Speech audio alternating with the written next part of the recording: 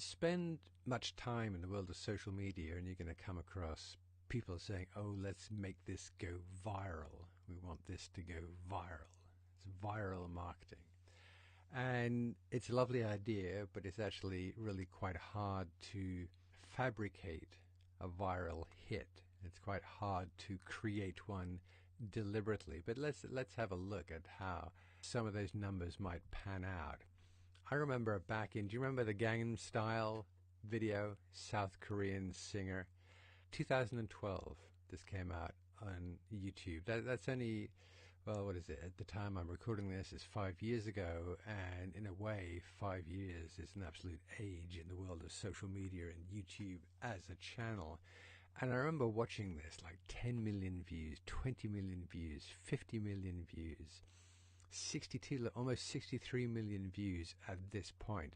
But in fact, this was early days. If you actually go back and you find the original Gangnam Style video, the official one from the beginning, it's now like up in the 2 billions over the last 5 years, the number of people who've seen that. But it no longer holds the number one spot. The number one spot is now Despacito, the video. Over 3 billion views and counting. 3 billion. How does that even happen? When you look at traditional media, newspapers, magazines, the most watched TV shows in the history of the planet, none of them can ever get anywhere close to that kind of number in terms of views of anything. It is quite unique in the history of any kind of sharing or publishing or broadcasting to be able to boast 3 billion views and counting. Maybe it'll reach 5 billion, who knows? How is this possible? It's possible because of social media. So, people watched this video, the Despacito video, the original one, and they liked it, so they shared it. They shared it through their Facebook pages. They talked about it. They linked to it through Twitter, through Snapchat, through whatever their favorite social media channel. They talked about it, and this is the amplification potential of social media. When 100 people know another 100 people, you have 10,000 people, and so on and so on and so on. So when you do create something that captures people's imagination, and they not only enjoy it but are compelled to share it, that taps into the true potential of social media. Now, music videos, I guess, are perhaps always going to get the biggest numbers, but when you go viral within the world of marketing, cool things can happen too. So on the left there, YouTube again, video is very strong when it comes to any kind of viral activity because people like to watch moving pictures. So here's John Lewis. This is a store out of the UK, and they have this tradition of creating a Christmas advertisement every year. And in 2016, the theme was Buster the Boxer. So you can see in that screenshot there, that's actually a dog bouncing on a trampoline. And before that, there were a whole bunch of wild animals bouncing on the trampoline. And there was actually a little girl who wanted to bounce on the trampoline. So we got Christmas, we got snow, we got foxes, we got bouncing dogs, we got little girls. You know, we got all the elements that people find cute. And they're put together beautifully with some wonderful music into this video, which is viewed over 25 million times. Well, for an ad on YouTube, 25 million, not bad. You can't do that on TV. You can't do that in a magazine. And again, it gets out there because some people see it and they think, oh my goodness, this is so wonderful, this is so cute, this is so entertaining. I must share this with my friends. And their friends think the same. Hey, I must share this with my friends. And that is what that single word, viral, means. Viral means that exponential growth because every person has more than one friend. And so you get exponential growth when an idea or an ad begins to spread. So on the right-hand side of the top there, we have Snapchat. We haven't talked a lot about Snapchat in this program yet, but you can add filters to Snapchat. And so this is an advertisement. We have people's faces, and overlaid is a filter of basically an ad for the latest Ghostbuster movie, and it has these eerie, weird ghost filters that overlay on top of you. It's this kind of augmented reality thing that you get with Snapchat. That proved to be incredibly popular because it's fun. And is also on a platform that is all about sharing and connecting. Snapchat is nothing if it's not about sharing and connecting with friends.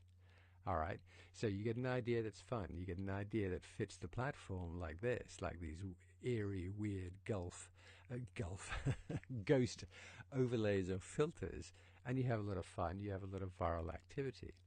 The one at the bottom, even if you're a boring insurance company, you can tap into the viral nature of social media. So here's Esurance. This is around the Super Bowl time, and again 2016 here. Retweets on this 11,515. That's a lot of retweeting from one person to another to another. Interesting thing about Esurance with the Super Bowl is they didn't actually buy an ad within the Super Bowl. That's super expensive. They bought ads before the Super Bowl and after the Super Bowl, but not during the Super Bowl. And they kept things going with this. Basically, it's just a pure bribe. Who wants a chance to win $50,000? Retweet this hashtag. All right? And that's it. It was a bribe. It was a $50,000 bribe. The chance to win $50,000 is saying retweet, and they're just getting their name out there, the Esurance name out there. And again, could you achieve that same thing through traditional media? No, you can't. It has to be through social media. It has to be through a medium where people are connected with other people, and where there's some kind of reward involved. You're bribing people to share their friends in a way, and to get your company name in front of everyone's friends and all of their friends. So the thing about viral, other than again the occasional outlier, is that it really hardly ever happens in that kind of single splash, that explosion of, oh my goodness, this has gone viral overnight. All right, that hardly ever works. If you want to make something go viral, and you want to make it happen deliberately, what usually happens is that you have to spend a lot of money up front. In other words, you prime the pump with paid exposure and hope that that is enough to get enough people sharing that the thing then goes viral. Stuff going truly viral from a standing start with no promotional budget at all, very rare. When it happens, it's wonderful, but it's really not part of a plan. So if you want to get, viral exposure for something, you need a plan. You need to design a comprehensive campaign. You need to reward sharing behaviors in the way that Esurance did, where they rewarded people with a chance to win $50,000. You have to do stuff to kind of push it, to, like I say, prime that pump. And you have to say to your client, hey, be realistic. You have to steer your clients towards a kind of proven practical approach to viral marketing, rather than the kind of sexy strategy of, oh my goodness, this idea is so wonderful, it's bound to go viral. I mean, that's wishful thinking. That's not a plan. When things do go viral from a commercial point of view, from a business point of view, it's usually as part of a deliberate campaign where there's a budget behind it. Yes, you have to have a great shareable idea that is going to engage people and make people smile or laugh or angry or happy, or in some way solicit an emotional response. But yes, you prime the pump with a campaign, with a plan, with a budget, and then hopefully that kicks in and enough people get engaged and share that you can look back and say, wow, that went viral. Thank you.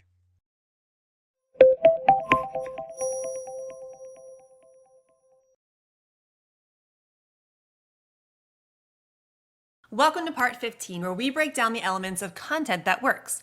Content marketing copywriting is all about writing different pieces that attract prospects or retain current customers. In the case of prospects, content such as articles, blog posts, free reports, how-to videos, and more form an initial impression of a company's brand or product.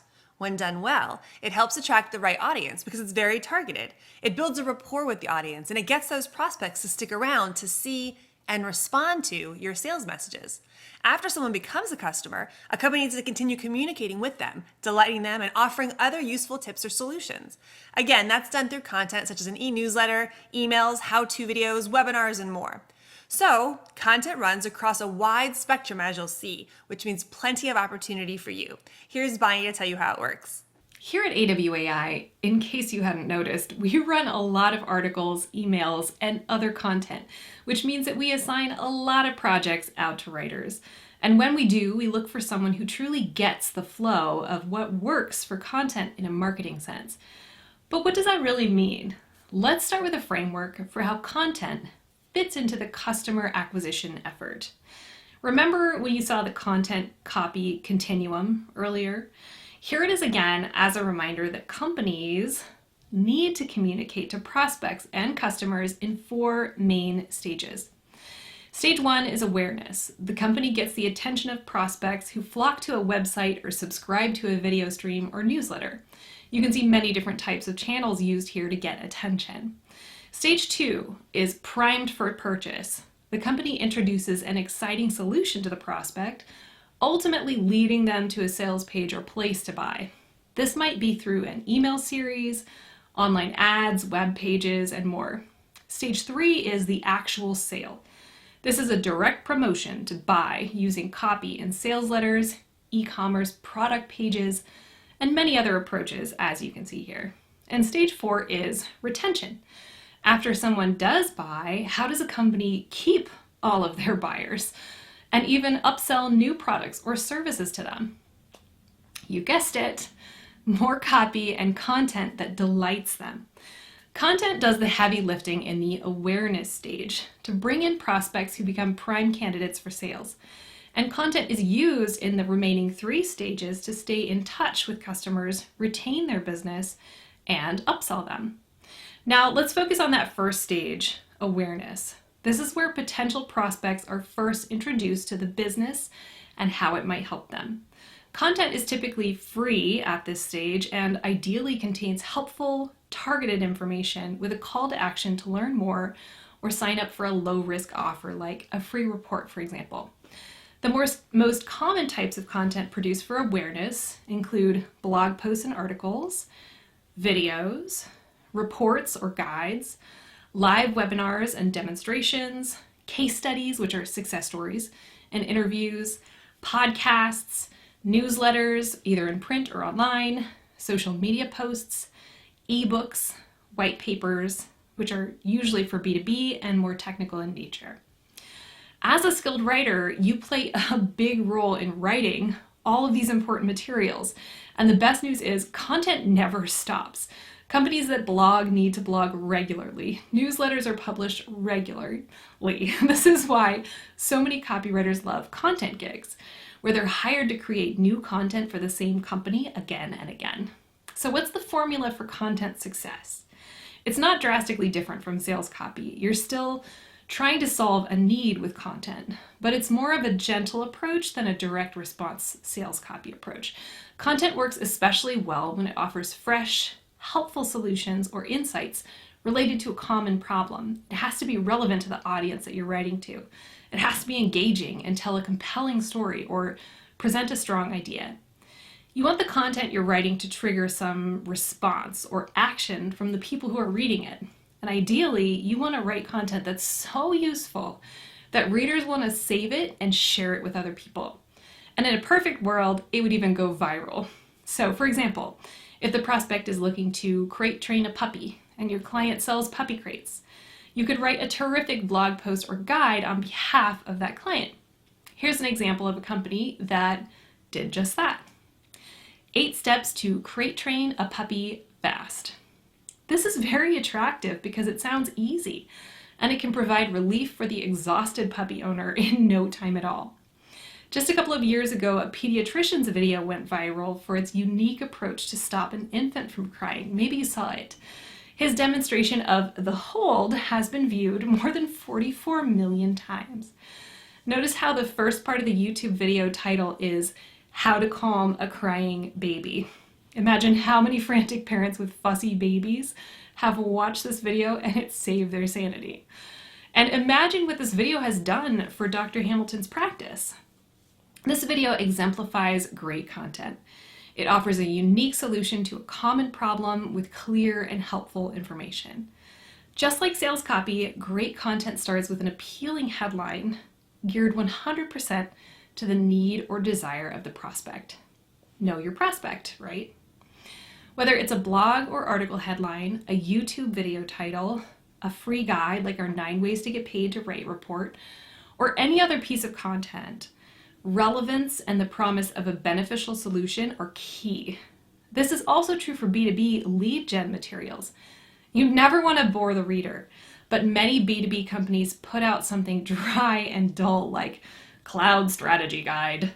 Wouldn't it be way more effective and interesting to provide a report like 3 powerful reasons to consider cloud migration now, or something that's at least focused on the benefit? The most effective headline types for content, according to HubSpot, include BEST, like the best way to crate train a stubborn puppy, or let me list them out for you, or listicles, which are articles with lists such as 5 reasons why or 3 easy steps. Experience has taught me well, which are first-person stories or accounts with helpful lessons and tips. Why X people do Y, like why vets crate train puppies this way. If I were you, if I was starting a copywriting business today. What we do when, like what resilient freelancers do in a pandemic, backed by science. New study shows X can solve Y, etc. Keep in mind that content headlines are usually about 10 words maximum. They're nice and punchy. This fits within word limits for posting YouTube videos or email subject lines for newsletters. For more inspiration on blog or article headlines, you can check out our AWAI article archives, and you'll see a variety of these approaches. In exercise 29, below this video, you'll practice writing blog titles along these lines for your mini campaign assignment. But first, beyond the headline, the anatomy of great content includes most or all of these elements. An introduction, which is usually a story or conversational opening that gets the reader nodding, yes, this is the problem I'm facing, along with the promise of a solution.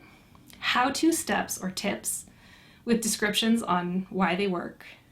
Body copy, facts, stats, and quotes backing up any promise from the headline. Graphics, photos and charts that support the tips and the solution. Helpful links that accompany the steps or tips. A summary that wraps up the content with encouragement for the reader. And a call to action, what to do next now that the reader's excited about the content that they just read. The call to action is where many content efforts go wrong. Just never ever leave a happy reader with nothing at the end. You'll completely lose her. Instead, point the reader to a great next content piece, or a tool, or a product, or a solution, something that supports the helpful content. This could be sign up for our next webinar, or subscribe for more free content, or check out these puppy crates we designed for quick training, and so on. That's pretty much how it works, with some variation depending on the content type. Below this video, we'll walk you through an effective article example that includes the entire anatomy outlined here. Now that you know the anatomy of content that works, you'll be able to help clients bring in more prospects. Thanks so much, Bonnie. Now it's time to apply what you've just learned in the blog post you'll be writing in your mini campaign. Follow exercises 29 through 32 below this video, and I'll see you in part 16.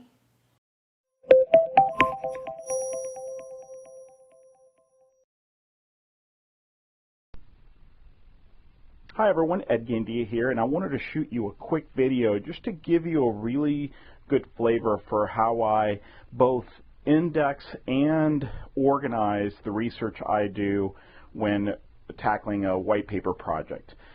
This is actually a very simple system, but it's very difficult to describe just in audio. So I wanted to go ahead and do a quick video and show you how I do this, and I think it'll make a lot more sense. So in this example, I have 3 different articles. One of them is actually part of a study that I've printed off of this white paper. Now typically I would have a lot more than that. I would have maybe a dozen or more printed items, but for this example I just have 3, and I think you'll quickly realize how I do this and why it works.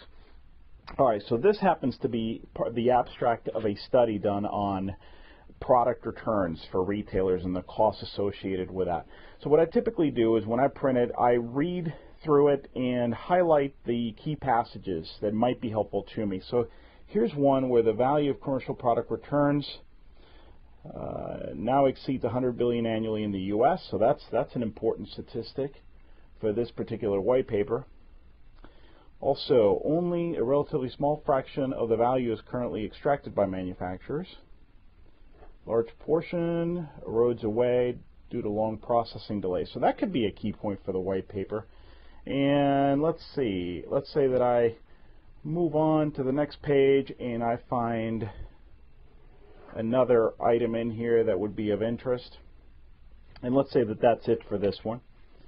For this other one, it's an article from a retail publication. Nothing on the first page, but let's say that there's some key information here in this paragraph, and because so much of it in this paragraph applies, I'm just going to go ahead and highlight the whole paragraph. And same thing with this paragraph, let's say. Okay, so that's it for this one. I'm going to set it aside, and I got one more article that has some really good statistics in here. And this whole paragraph is full of statistics, but there's one in this paragraph that I'm particularly interested in. 60% of apparel, accessories, and footwear shoppers and 66% of consumer electronic shoppers were happy with researching on the web and buying in a store. All right. And let's say that this other statement here and these statistics are also helpful. All right. So I have 3 articles, all of them with good information, and I'm going to put them back in the order that I had originally.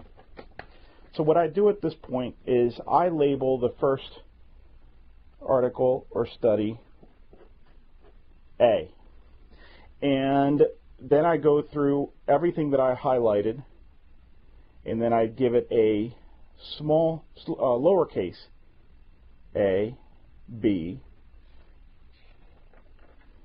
and I go back to A on page 2, and let me explain why. When I go back to write my paper and go through my research, or when I go to create my outline, I'm going to reference document A, and if I use this figure in here, I'm going to say this came from document A, page 1, reference A. So this essentially in my outline will be labeled, and I'm just writing it here like so. This reference would be A1B, document A, page 1, reference B. The reason I went back to A here on page 2 is this would be A2A. So by using this notation, I quickly know where I got the information. Let's go to the next article. I'm going to label it B, capital B, and nothing on page 1, but on page 2 I have 2 references, so A and B. So again, when I go to my outline and in my paper, I'll know that the references here came from document B to A, document B, page 2, reference A, and so forth. Going to the last document, same thing. I think you get where I'm going with this. That's document C, reference A, reference B, reference C. So C1A, C1B, C1C. If there were something else here at the end on page 2, this would go back to A because this is the first reference on page 2. So this would be C2A. So it's really that simple. Again, all I'm doing is organizing my research, where I got the information. When I'm creating my outline or writing my paper, I'll know where to go back to properly footnote that reference, that statistic. Hope this helps. Hi, this is Steve Sloan-White, co-author with Ed Gandia of How to Write a White Paper That Commands the Top Fees. In Module 4 of that program, I walked you through the basic white paper format that you can see on your screen right now. And that's the basic white paper format that you would use in probably about 90% of the cases to structure and write your white paper. You can look at it as a writing formula. And it starts off, of course, with the title, and then the executive overview, and then highlighting the problem, and then bringing in the solution, and then there's the evidence, which isn't really a special section necessarily of the white paper. Often the evidence and proofs are scattered throughout the white paper. Then there's the summary, and then there's the next steps. And the summary and next steps, as you'll remember from that audio program, are sometimes combined together, sometimes they're separate. And then finally there is the pitch. Now, I explained each component, each part of that white paper format in quite a bit of detail during that audio program. But what I thought would be useful to you is if I walked you through a couple of actual white papers so you can see exactly where these different steps in the format fit in with an actual white paper. So that's what we're going to do in this short video. I'm going to just walk you through a couple of white papers to show you where all these pieces of the format, the title, the executive overview, the problem, etc., fit in with a traditional white paper. So here we go. So here is the beginning of a draft of an actual white paper. This white paper has not been designed nicely yet. This is just the raw Word document, but it is fairly complete. And it is used with the kind permission of the client.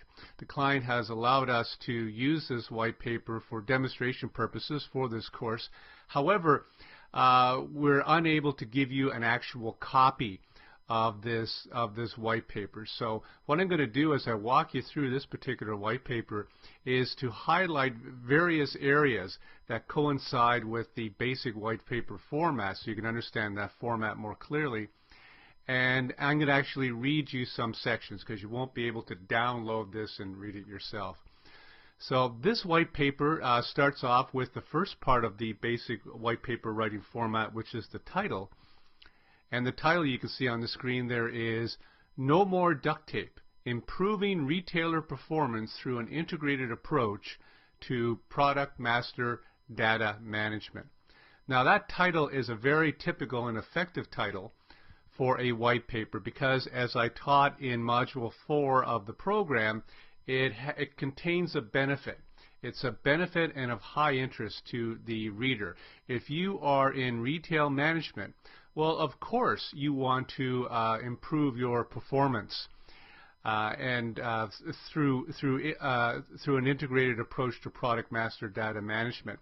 And that no more duct tape really resonates on an emotional level with the reader because, as you'll find out as we go through this white paper, that particular problem of dealing with master data management, in other words, data associated with inventory management, data associated with transactions and sales, the accuracy of that data is a real problem for retailers. So that title is very effective because it contains a benefit.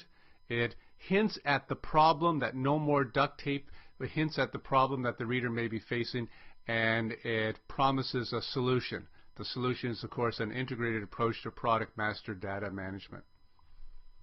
So that's the title. Now the next step in the basic white paper writing formula, or format rather, is the executive overview.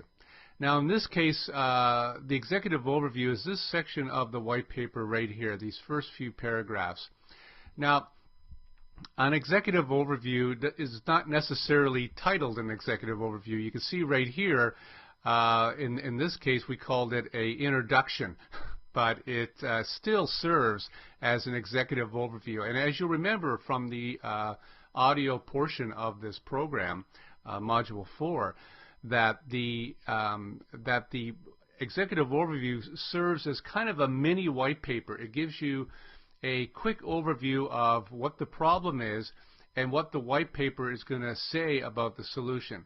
The idea is to entice the reader to, once they read the executive overview, you want to entice the reader to think, wow, I really want to learn more about how this problem is affecting my business, and I want to definitely learn more about what the solution is, and therefore I'm going to review the rest of the white paper. That's the purpose of the executive overview. So let me just read this executive overview to you now. It's quite well written. Retailers today face a fiercely competitive marketplace with unprecedented challenges and opportunities. A greater variety of retail channels, an abundance of product options, and the emergence of mass customization have led consumers to become more demanding, price-sensitive, and disloyal.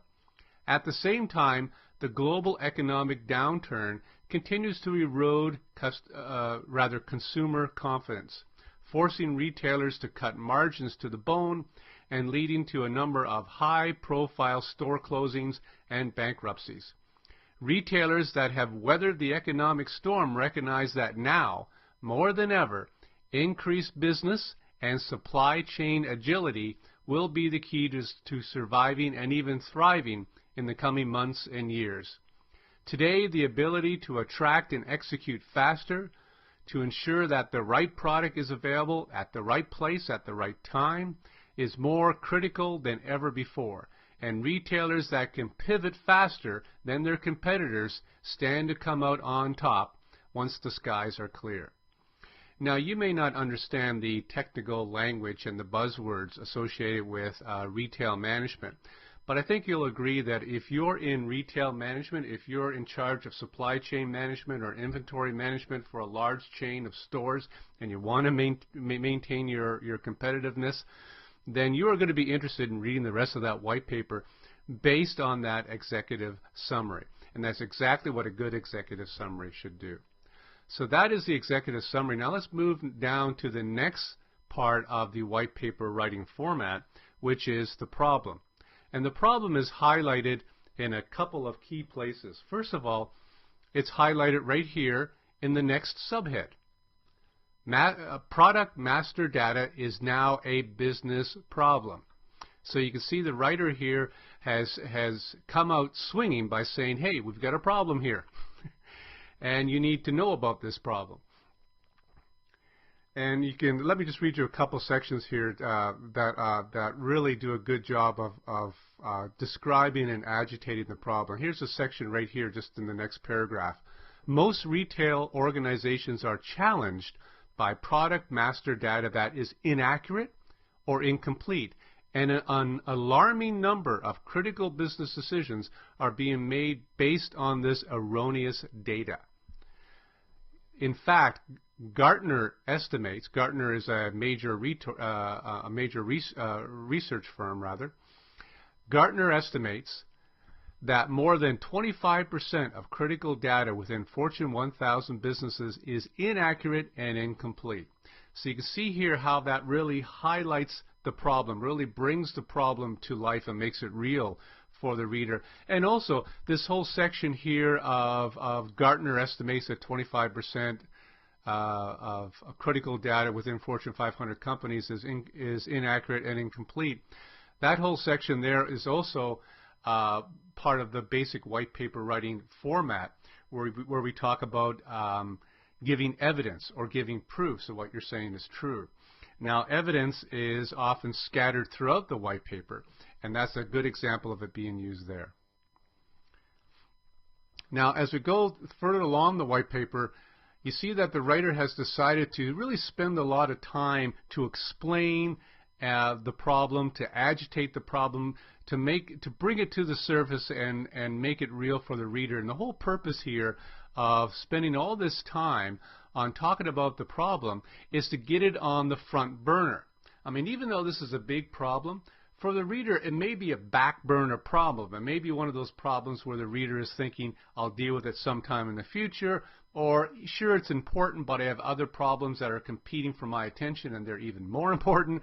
Whatever the case is, and one of the purposes of a white paper when we talk about the problem, that problem section of the basic white paper format, is to bring the problem to life, to make it really real for the reader, and to get this problem on the front burner. And that's what this particular white paper does very, very well, is it gets the gets the problem on the front burner for the reader. And you can see a lot of time is spent on talking about the problem, and also a lot of time spent talking about attempts at solving the problem and the shortcoming of those solutions that the reader may have explored in the past or may be using right now. Now the next step after with the title, the executive overview, and the problem is the solution. And you can see once again what the writer has done here is come out swinging by making by giving the solution its own subhead. Solution: an integrated product MDM solution. Now we discussed the problem. What's the solution? The solution is this integrated approach, an integrated product MDM solution. Again, don't be too concerned about buzzwords here that you don't understand, or that you may not understand rather. The idea here is to simply show you how this basic white paper writing format is used to create this particular white paper, this very effective white paper. And let me just highlight a couple of sections here where the writer is talking about solution. Here's a very good section right here. So let me highlight it for you. When it comes to publishing product data in print media, such a comprehensive approach allows retailers to combine accurate master data with functional tools that are seamlessly integrated with the leading DTP applications from Quark and Adobe. Again, I know that sounds technical, but to the reader who is involved in retail inventory management and retail transactional management, that speaks volumes. That means a lot. So you can see there's many sections here where the writer has spent a lot of time discussing the solution. And then the writer goes on to even expand on the solution even more by creating a list of key benefits that the reader would enjoy should they decide to implement this particular solution. And by the way, I should mention that the actual product and service that is associated with this solution is never mentioned. The solution is always talked about in generic terms. That maintains the unbiased nature of the white paper. So benefits of an integrated approach, you can see what the writer has done here is made a list of all the different benefits that the reader can expect to enjoy if they were to implement this solution. You can see here, reduce product data errors and operational costs is one of the key benefits of implementing this integrated approach. Greater sales effectiveness is another one. Optimized promotions and merchandising is another one. Again, all benefits that mean a lot to retail executives. Faster product introductions, and there is a lot more here as well. Remember that basic white paper writing format: title, executive overview, problem, and now we've gone through solution. The next step is evidence, and like I said, evidence doesn't necessarily have its own separate section that immediately follows solution. Evidence is often sprinkled throughout the white paper, and this writer has done a great job of using lots of different evidence and proof and pointing to outside studies and outside experts to back up the claims made in this white paper. And he's listed it all here, and this is one of the areas that really makes this white paper seem very credible, because it is very credible, and that is this whole area where all the research that the writer has done into this white paper is cited. You can see, just like a research paper that you would find in a scientific journal of some kind, you can see all the different sources of information, sources of study and statistics and research and data that are pointed to in this report, in this whole section, this bibliography section here, where all the research is cited. Just that there alone gives this white paper a lot of credibility, because the reader knows that it's not just the opinion of the company that's sponsoring the white paper who has a product that corresponds with the solution, therefore a little biased. It shows that this white paper is very unbiased, based on a lot of information and study and information and research from outside credible sources. And finally, after evidence, we talk about the summary and the next step, and that's contained in this last final chapter here in the white paper. And just let me read that section to you. An integrated product MDM solution enables retailers to publish product master data across online and offline channels, regardless of format, language, currency, or physical location. It helps retailers expose the right data to consumers to help them in their decision making, and it allows the needed flexibility to present consistent data across channels and formats such as the web, POS, that means point of sale, store label printing or display, and catalogs, each of which requires different formats, sizes, resolution for text and images, and other critical nuances. So you can see that is an excellent summary of what this integrated approach, this solution to the problem is all about. And it's a nice finish to this particular white paper. Now, the next step in the white paper writing format, the final step, is what I call the pitch. And as I taught in module number 4, the pitch is not necessarily a sales pitch. It's usually a soft sale where we talk about the company that sponsored the white paper and also talk about the product or service that that company offers that's associated with the solution described in the white paper. You can see that right here. You can see the section here where it talks about the company that sponsored the white paper, and then finally down here it talks about the company's product that happens to be the solution that we were talking about in the white paper, and it provides a link that you can see right here to get more information on this particular product, the Fusion Data Master Data Platform. So that's a quick walkthrough through a very typical white paper that's very well written and follows that white paper structure quite closely. Title, executive overview, problem, solution, evidence sprinkled throughout the white paper, the summary and next step as a final paragraph, and finally the pitch. The next white paper I'd like to walk you through is a white paper that you'll be able to download as part of this program and study yourself. And I encourage you to do so. I encourage you to download and print off this particular white paper. The client has graciously given us permission for you to use it for educational purposes. And I encourage you to go through it and mark off those sections that correspond with the basic white paper writing format, just like I did with the previous white paper. Remember that basic white paper writing format is title, executive overview, problem, solution, evidence, which is usually sprinkled throughout, summary, next steps, and the pitch. And if you go through and find where those sections are in this particular white paper, then that will increase your comfort level and understanding in how to construct a successful white paper, which will help you write one when you get a chance to write one.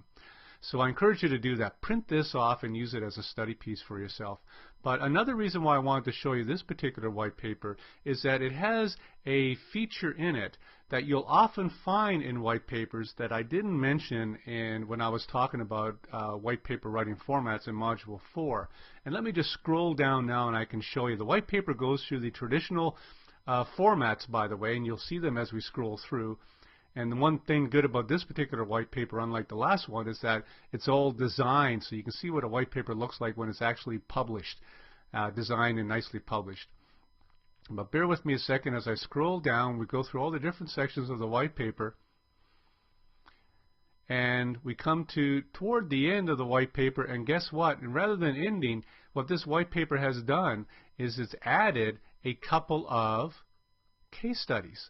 These are case studies of actual companies that have used the solution described in this white paper and have got specific results. Here is a case study here that talks about the company, it talks about the challenge, it talks about the solution they face, and how they implemented this particular solution that's described in the white paper, and finally describes the results that they achieved. And that is a very common technique for building up credibility in a white paper, is to integrate a case study within a white paper. And here's another example. They actually have two case studies integrated here, or success stories.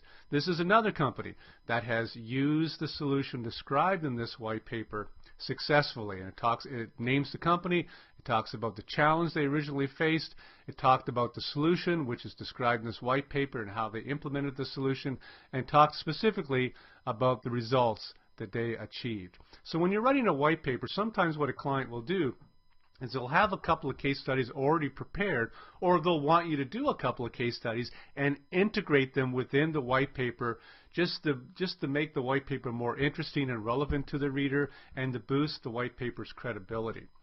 And this is a very good example of exactly how you should do that. So those are two examples of white papers that we walked through during this video. I hope they've been helpful to you. Use them as a companion piece to Module 4 on how to write a white paper, and really master that basic white paper writing format. Because if you can master that format, title, executive overview, problem, solution, evidence, summary, next steps, and the pitch, then that gives you a framework, an outline to write a successful white paper. Because the most successful white papers out there, over 90% in my estimation, follow that basic format. So I'm Steve Slomwhite, and on behalf of my co-author, Ed Gandia, I hope you enjoy the audio program. I hope this video was helpful to you. Feel free to look at it, view it several times. Feel free to go through the audio program several times. Writing white papers is great, and if you learn how to write white papers that command top fees, then you have a very marketable skill in today's market.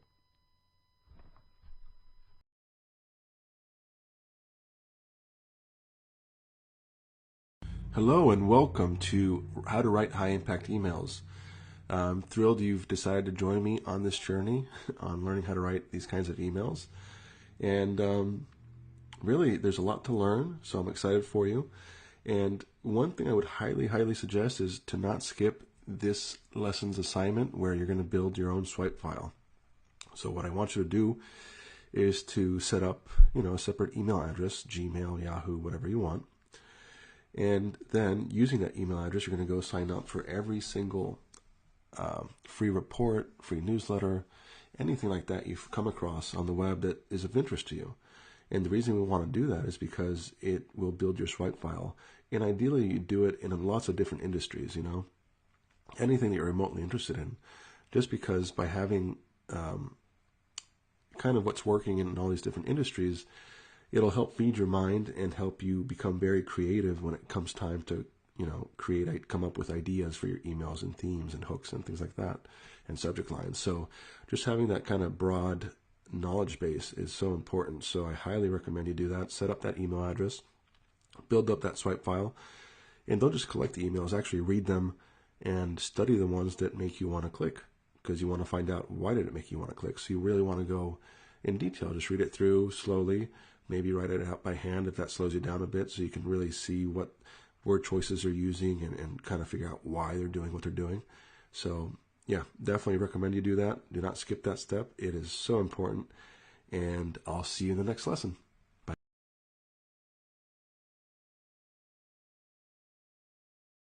Hey, Guillermo here again, and congrats on getting through the lesson on knowing your prospect, who you're writing to. This is such an important topic because obviously if you don't know who you're writing to, you won't know what to say or how to say it, right? It's going to be a guessing game. But when you do know your prospect, because if you've done your research and all that kind of stuff, their wants, their needs, their desires, you have a pretty good idea of what you can say that will move them to action, right? And then further to that, if you understand the stages of awareness, you have even more tools in your arsenal to really pinpoint who it is you're speaking to, because you're going to speak differently to somebody who's unaware, right, than to somebody who's very aware, right? You don't have to, there's just different approaches you would take, right? Because one approach makes more sense depending on the context. And speaking of context, that is another huge thing I want you to take away from this, is that knowing your prospect is part of the larger understanding what the context is of what you're writing. So like, let's say a client hires you to write a series of emails, right? Or an email marketing campaign. It's very important that you know the context in which that campaign is being used or will be sent, right? You want to know who your prospect is. You want to know how that prospect got onto the email list, what kind of report, free report or free course or something, what did they have to do to get onto the list? and what enticed them to get on the list. For example, if it's a fitness client, maybe the people on the list got on the list via a free report that said, how to, 10 simple ab workouts you can do in 5 minutes or something like that. So understanding that, that, okay, this person is interested in ab workouts that they can do quickly because probably they're a busy professional or something like that. So just understand the greater context too of your prospect, like how they got onto the list, what email campaigns have they seen before the one before yours, the one you're going to be writing, what's worked in the past, to them, what's moved them to action in the past, what kind of benefits, what kind of promises, and what has not worked. So on having this bigger understanding of the context in which you're writing your email or your email marketing campaign will give you much better odds of success. All right, see you in the next one.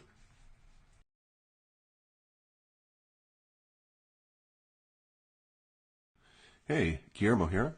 And now that you've learned the C plus B plus P formula, I just kind of want to show you how I approach it, live writing for a client. So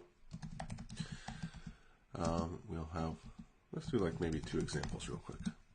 So if you recall from the lesson, you want to have at least 2 out of the 3. Like it'll be rare if you get all 3, the curiosity, benefit, and proof in a subject line. But for the most part, if you can get curiosity and benefit, or curiosity and proof, or benefit and proof, you're doing well with your subject line. It'll probably be a subject line that someone will want to open and then read the rest of the email. So let's say we're writing for AWAI, right? And let's say we're writing an email to help sell this course, how to write high impact emails. So what could we say that's curiosity building and also either implies or directly states a benefit? So what if we said something to the effect of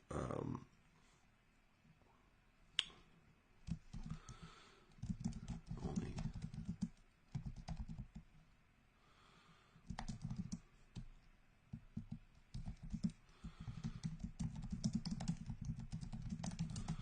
so here's an example of me writing a subject line using this formula. So we have the only writing skill you need for a 6-figure income. So we have the benefit right here, this implied benefit, 6-figure income. And then we have the curiosity part, which is the only writing skill, right? So the reader's thinking, what is this writing skill, right? That's building the curiosity. And then the benefit, again, is, 6-figure income. So by opening this email, the reader's going to expect to learn what this writing skill is, A, and then B, how it's going to help them achieve that, right? So this is not necessarily the best subject line in the world. I'm just doing this off the top of my head, but just giving you an idea of how I approach actually writing the subject lines. Let's try one more. Maybe let's say this one is for a, I don't know, maybe let's say fitness, right? So maybe this is for a fitness program, fitness training program that you can do at home.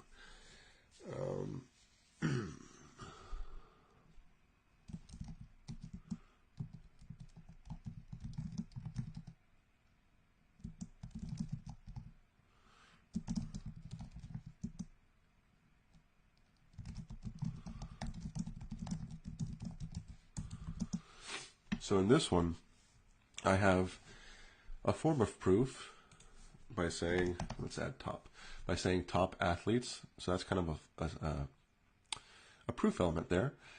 And then we have the implied benefit that, you can stay in shape without ever stepping foot into a gym. So the implied benefit is that if I open this email, I'm going to learn how these top athletes stay in shape without ever stepping foot into a gym. So maybe if I'm the kind of person that's busy, can't make it to the gym, or just don't want a gym membership, this email would be appealing because it'll show me how I can still stay in shape even at an elite level, without going to a gym. So i.e. at home while traveling, et cetera, et cetera. So hopefully this gives you an idea of how the C plus B plus P formula works in practice. All right, see you in the next lesson.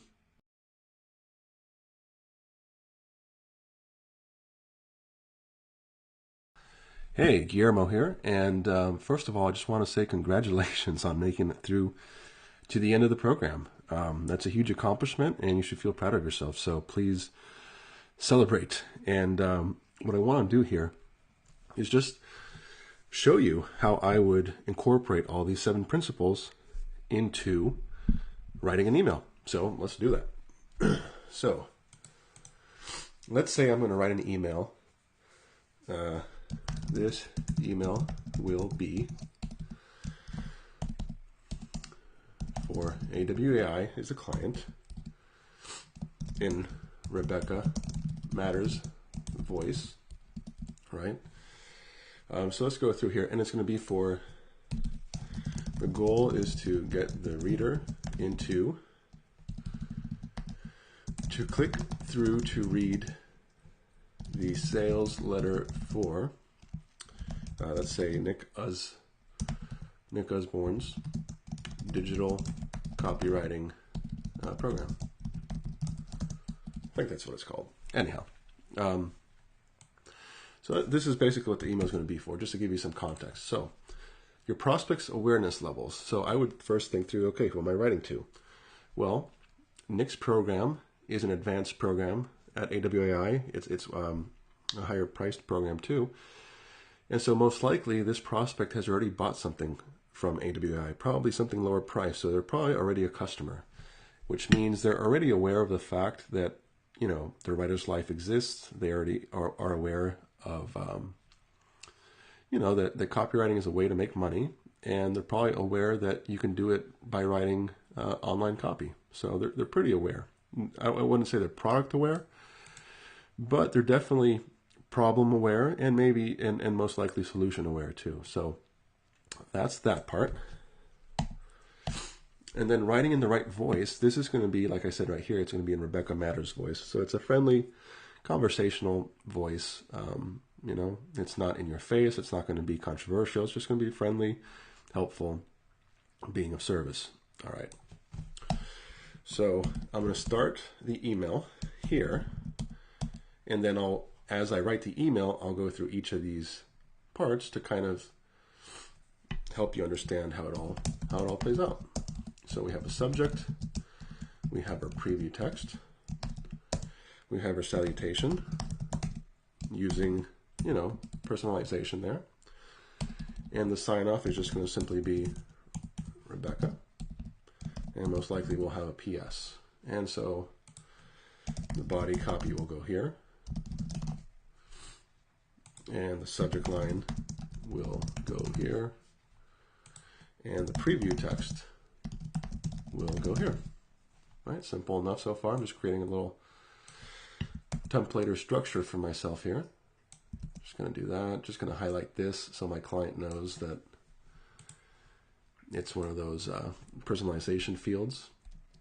All right, so we have our little template here. So pre-framing. How do I want to pre-frame somebody that's going to read this email and then click over to read about Nick Usborne's digital copywriting program?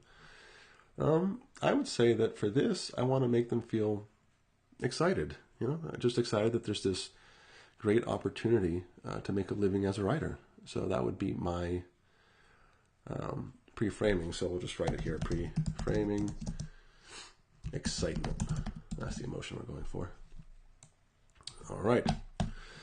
Now, logic, structure, and flow. So let's answer these 2 questions, right? With logic, structure, and flow, we're going to answer what's my goal, right? So my goal in this case is to get the reader to click over to the sales page for Nick's program. And then the second part of that question is what's going to give me my little structure here for my email. What would my reader have to know, believe, or accept as true to achieve that goal? Well, they'd have to know that there is a great writing opportunity that's right now. They'd have to know that it's in demand. They'd have to know that it's easy to get started and a great way for beginners to get started. They'd probably have to know that a top expert teaches the course. And maybe, they'd have to know the kind of the size of the opportunity, like how much they can make, what kinds of projects, what those go for, et cetera, et cetera. So we'll put that here. Switch the order there. All right. So we got all that so far. Next step is going to be the first sentence, right? So let's first give ourselves a subject line using the curiosity plus benefit plus proof formula. And we'll get a preview text in there, and then we'll start writing the email, starting with the first sentence. And then, so let me just copy paste this into the email there so I can go walking you through as I do each part. Actually, let's leave the PS where the PS is in this little template I got going. We'll delete that, and we'll paste this over here just so you can follow along. All right, so subject line, we want a curiosity and a benefit, most likely. I'm not sure we're going to be able to use proof for this example since I'm doing it off the top of my head. So let's see.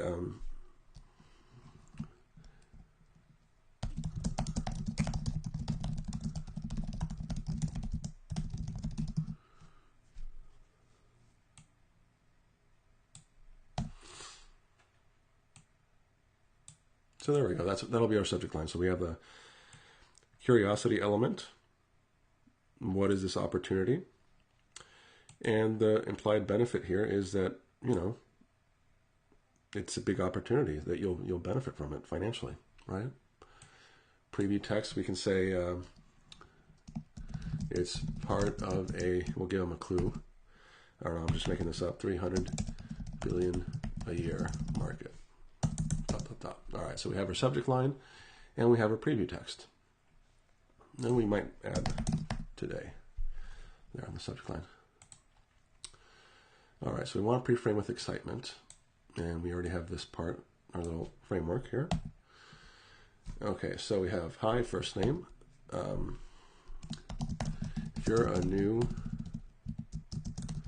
writer, so we're on the first sentence here. So we got to grab their attention right away. So let's do that here. If you're a new writer who wants one of the easiest and fastest ways to get your career started,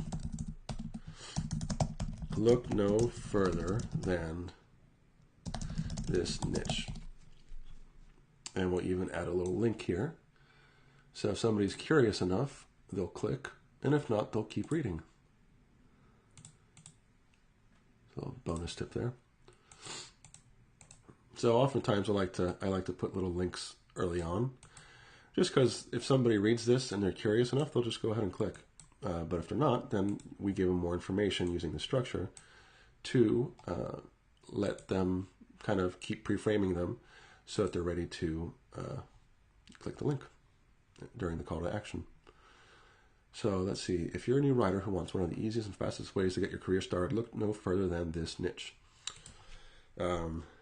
There are over 30 million potential clients who desperately need help with their copy. And I'm just making up these numbers. You should actually never make up numbers. You should actually always research. But just for the sake of this example, I'm just coming up with these numbers just to show you how I would create this email. So let's see. If you're a new writer who wants one of the easiest and fastest ways to get your career started, look no further than this niche. There are over 30 million potential clients who desperately need help with their. There are over 30 million potential clients who desperately need help with their copy, and they don't mind hiring new writers. Plus, it's super easy to learn how to write the kind of copy they need, right? So I've kind of fulfilled these first two. Let's see. The pay is also great too. Most projects are just, I don't know, maybe we'll call it 200 to 1,000 words. the pay anywhere from, we'll call it 500 to, I'll say $500, $1,000, even $1,000 or more. That's per project. No, not now. Project. All right. Even better. So now we're getting ready to kind of set up the call to action. So see how short these emails are? I mean, they don't have to be super long. They're typically just, you know, like this one's 262 words so far. Or actually just this part is probably less. Let's go to word count. We're looking at 104 words, probably around 150 words once we're done. Maybe 200 once you have the PS. So let's see here. So this is for the call to action. So we're getting ready for the call to action, and so we need the 4 U's. So I'm starting to set it up here. So even better, we've locked down the top expert in the world in how to write this kind of copy to show you how it's done. So that's the first U, right? It's unique because, you know, you're not going to find this anywhere else, right? It's the top expert in the world on how to write this kind of copy. And he'll share with you how to write these assignments from the ground up, and in a way that's easy to follow. So this is the useful part. Easy to follow, and anyone can do. I'm not sure we're going to be able to use urgent in this particular email, but that's okay. So far we have unique because of the top expert in the world. We have useful. We have some usefulness right there. Ultra specific, I'm not, again, sure I'm going to be able to use in this here. So long as I have 2 of the U's, I think we're in good shape.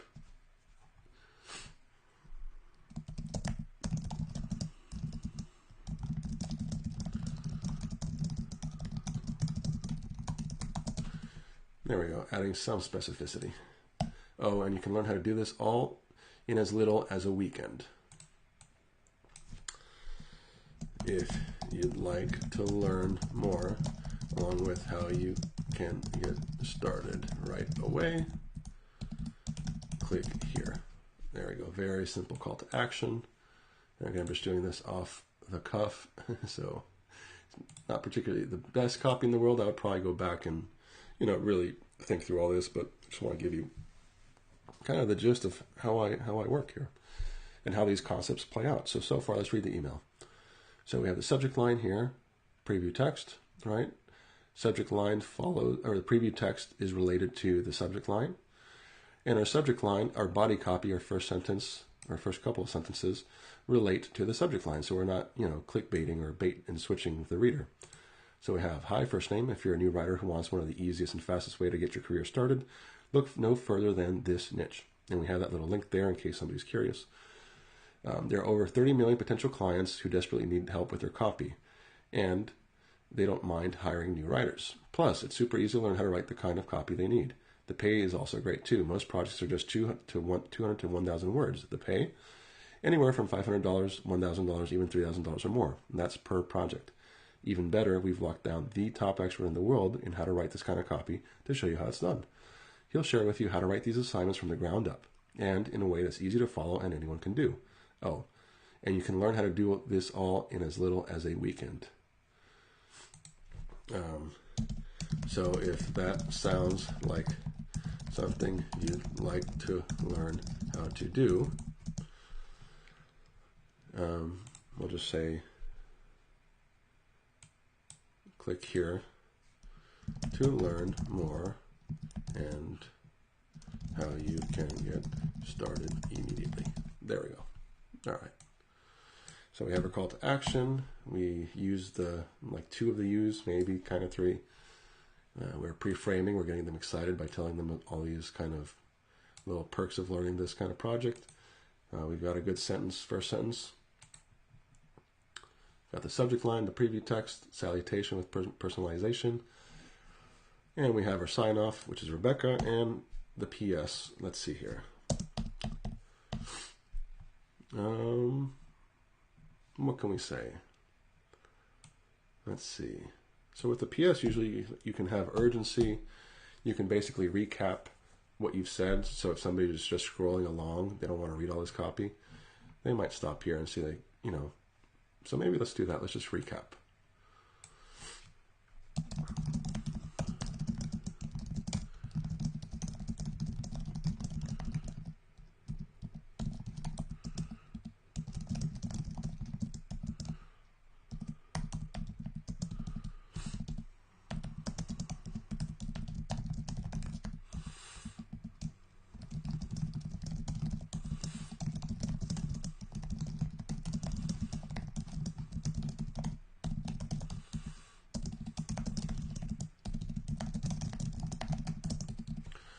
All right, so there's our PS. And sometimes I like to bold the PS so it stands out. Like if I'm just scrolling, let's say I'm just scrolling, it just really pops.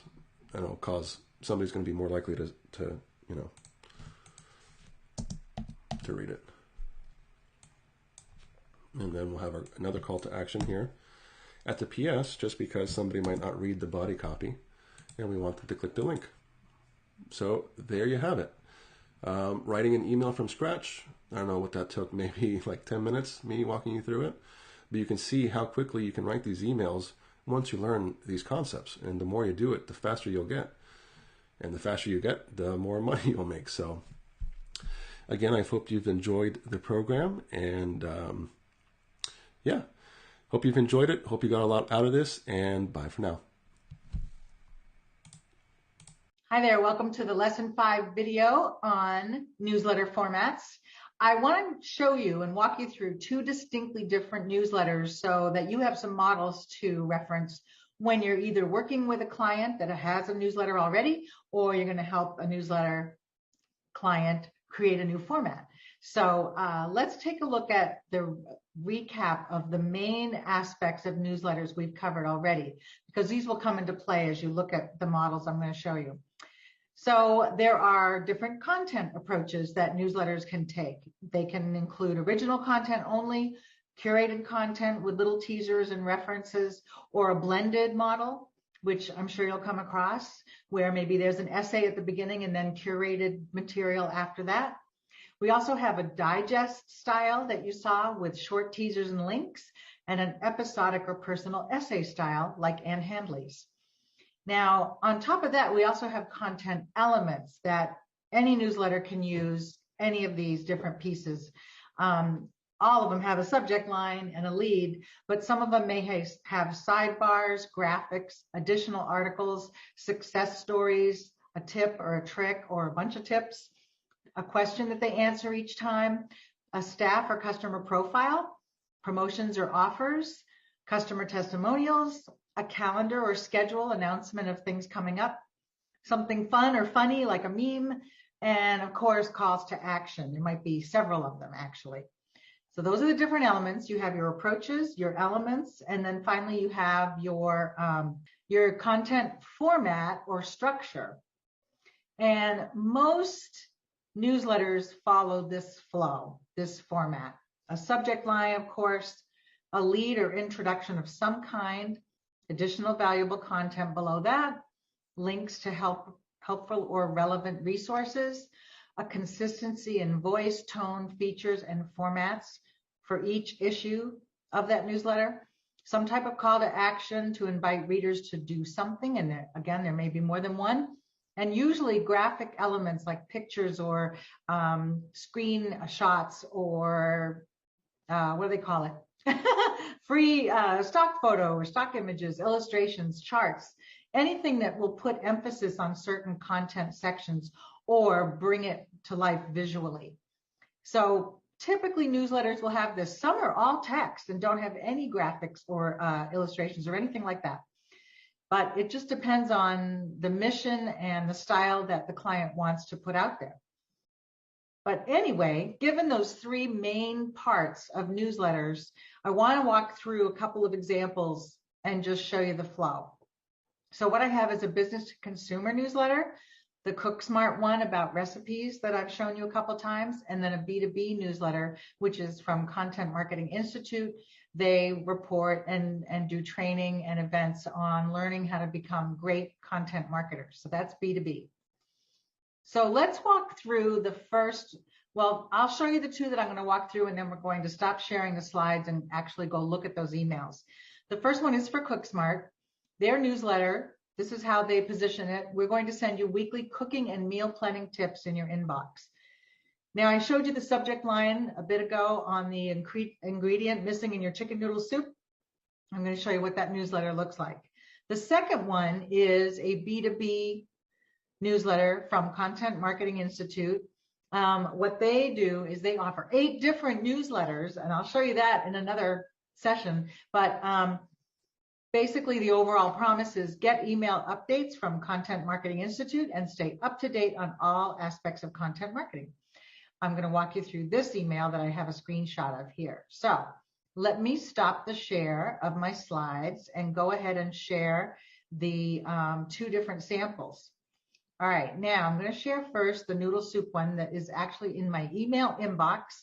So you can see there the subject line, the secret, or just the ingredient missing in your chicken noodle soup. And here we have a personal essay. This is original content written from the voice of Jess at Cook Smarts. Now, whether or not Jess actually wrote this, I don't know. It could have been a copywriter that's writing in her voice. She may be too busy running the business, so she has someone write in her voice, which would be very typical of something you'll do. So her essay here is, you might remember 2 weeks ago I shared 2 short videos, and there are links to the videos that she wrote. I shouldn't have been surprised, but I got many messages about the bins I would recommend. I don't think the exact brand or bin matters a lot. And then she talks about that, and then she jumps into, there she is, your kitchen cheerleader, Jess. I love that. Now here is a recipe for slow cooker chicken noodle soup. So again, I'm thinking they created the recipe. I didn't click on that, but I have to assume. This is what they created for their followers.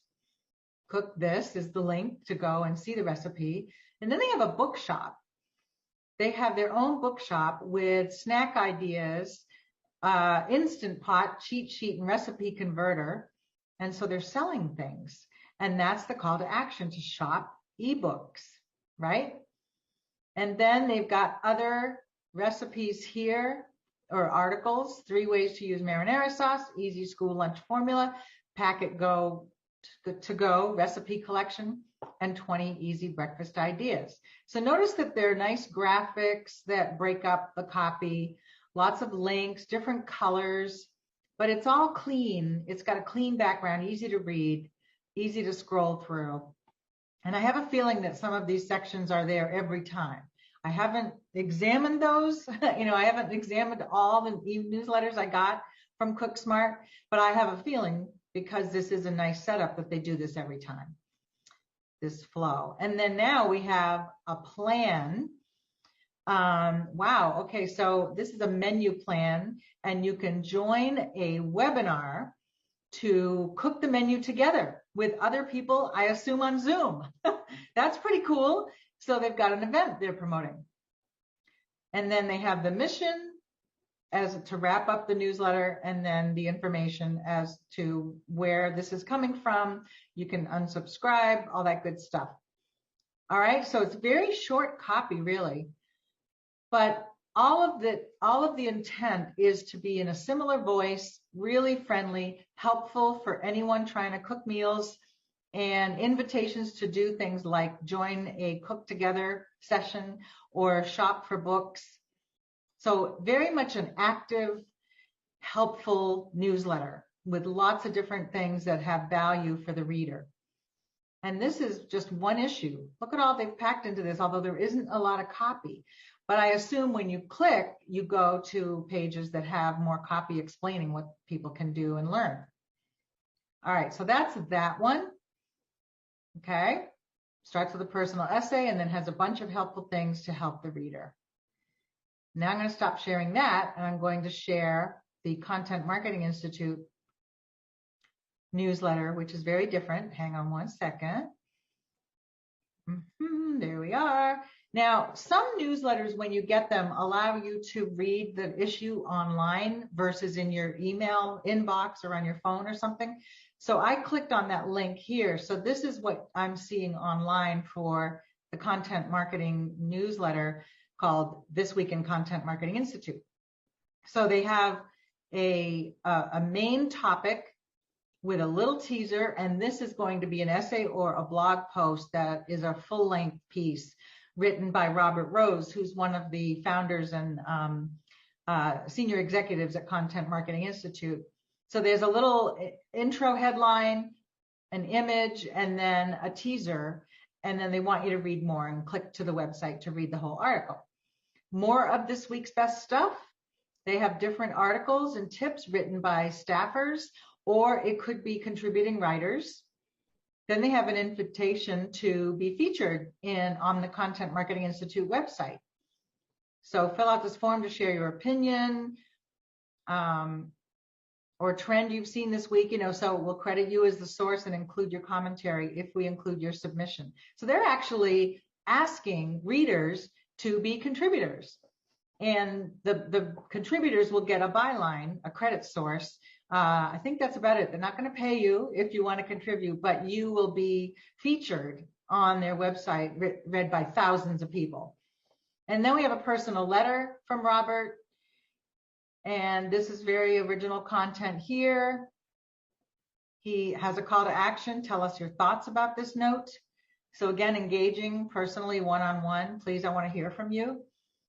And then a note from one of our content VIPs, find out what separates the top 25% of marketing leaders from the mainstream. There's a free report they've offered here. Wow. Now we have sponsored content. That means it's an ad, a placed ad from another company that has paid to be included in this newsletter. So that is, in a way, curated content, except that it's an ad, a paid ad, which is great. If your client has a big list, they may make some money by having sponsored content that's relevant and valuable to the same audience posted within the newsletter. Then they have job listings. I assume these are every week they have this. Here's a job that is posted for a content marketer. Learn more. Then we have other things. Future Trends World Summit. They're promoting a summit that's going to happen. Pet or Human Tricks, CM World. So every year they have a annual Content Marketing World event conference. So this time we're putting the spotlight on our furry friends. We asked you to share your best pet tricks and you delivered in style. Take a look at this video. So that's just purely for fun. And then they've got all their resources at the bottom, address, all that good stuff, unsubscribe, everything else. All right. So very different from the Cook Smarts, but again, it's clean. There are images. Everything's broken up into bite-sized chunks. A lot of engagement. Want to be featured? Want to join us? Tell us your thoughts.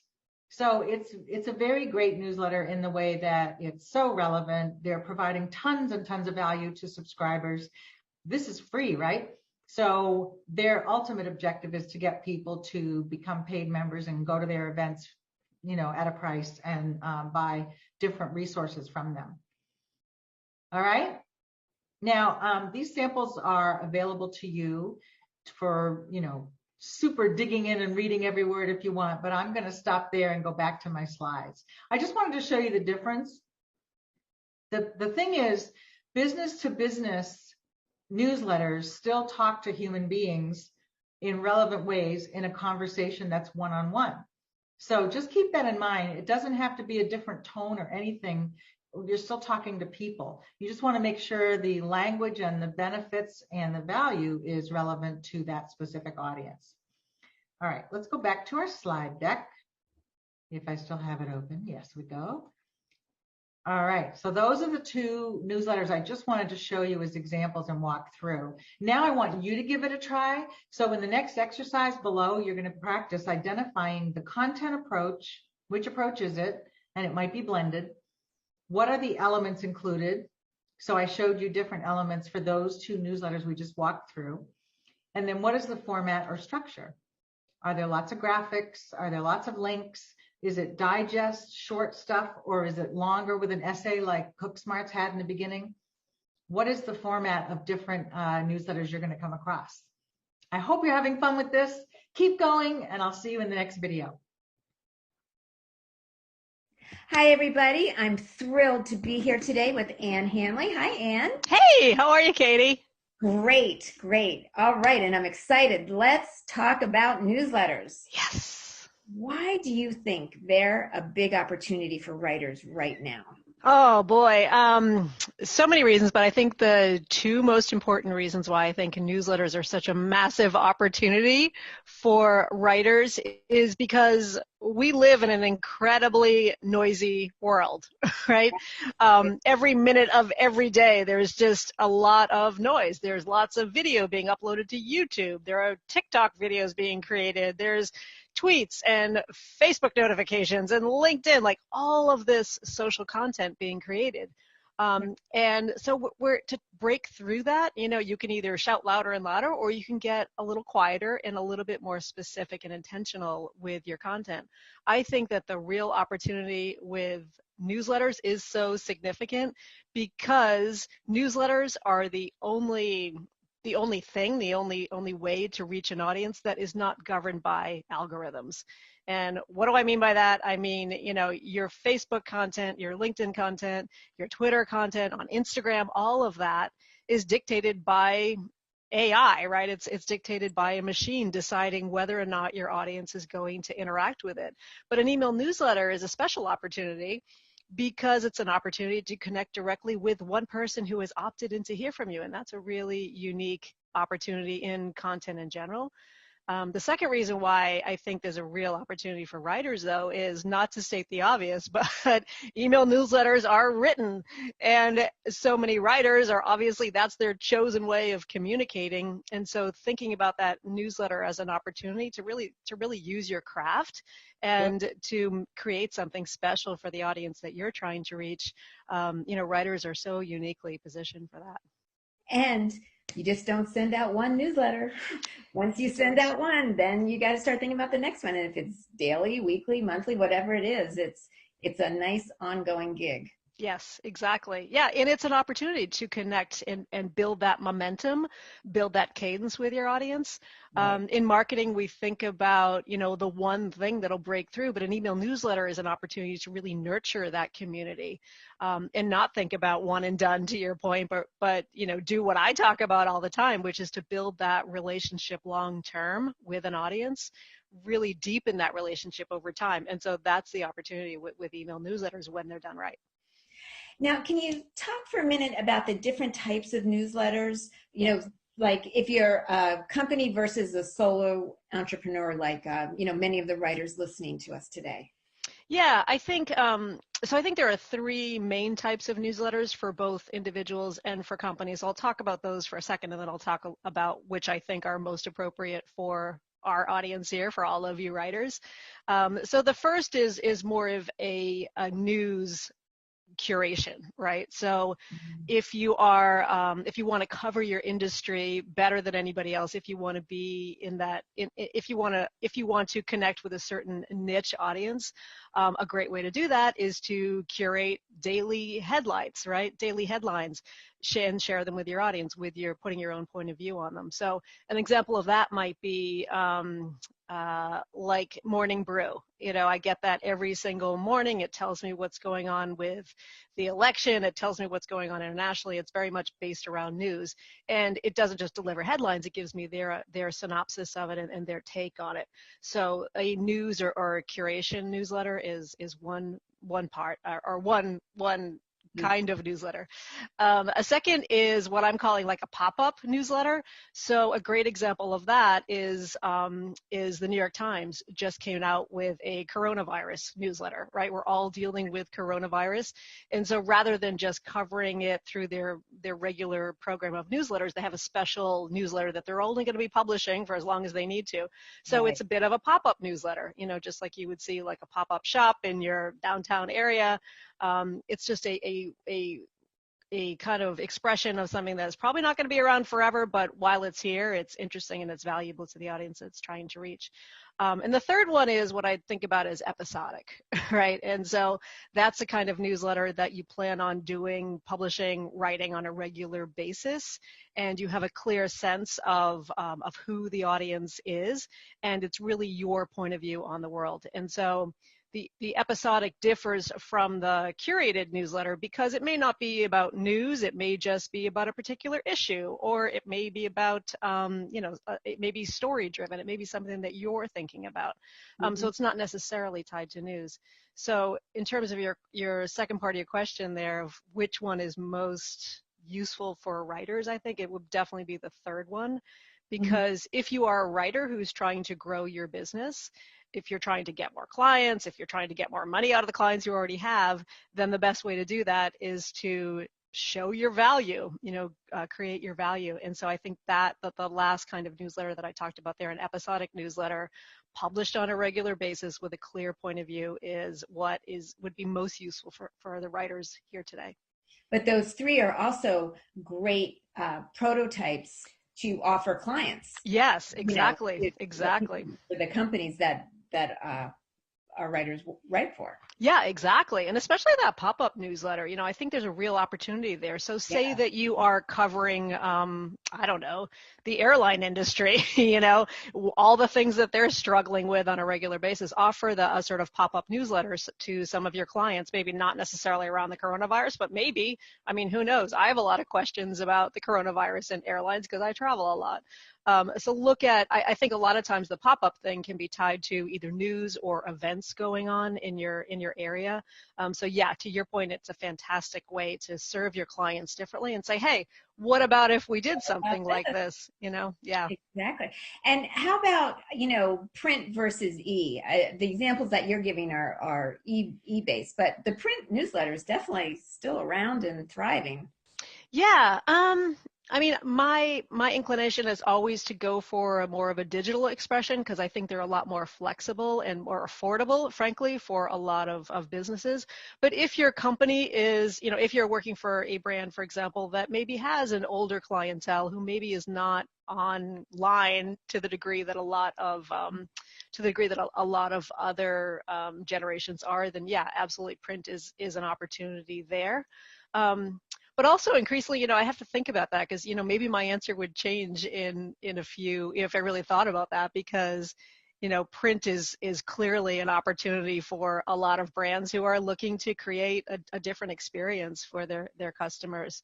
It used to be that our inboxes, our email inboxes weren't so flooded and we had a bunch of junk mail in our actual mailboxes, right? And now that's flipped. So the actual physical mailbox is a quieter place. So is there an opportunity to create a print email newsletter for your brand? I don't know. It's definitely worth exploring.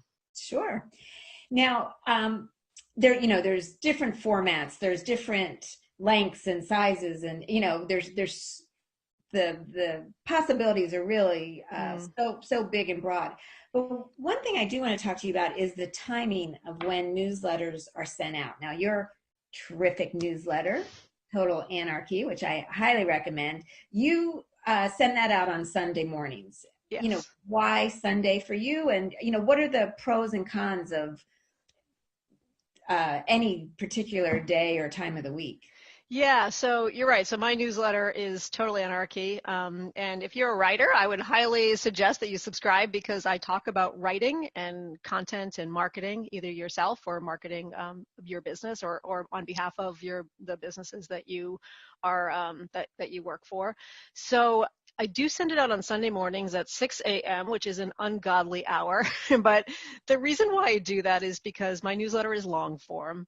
It is typically around, I don't know, 1,100, 1,200 words. So it takes, a few minutes to read through it. It's not onerous, but, it does require a little bit more thought.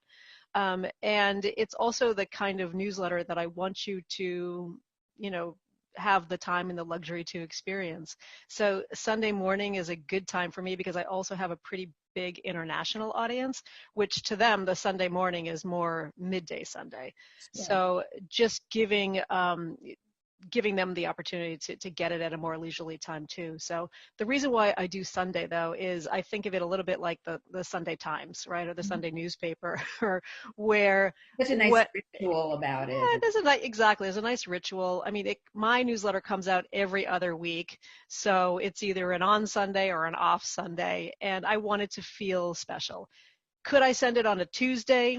Yeah, and a lot of people will get the newsletter on Sunday and they don't open it until they get into their office on Monday. I know that from the stats, and that's totally cool. But the vast majority of my readers do enjoy it on Sunday mornings, and that's the time that they have some time to slow down, which is what my newsletter kind of requires you to do. That's wonderful.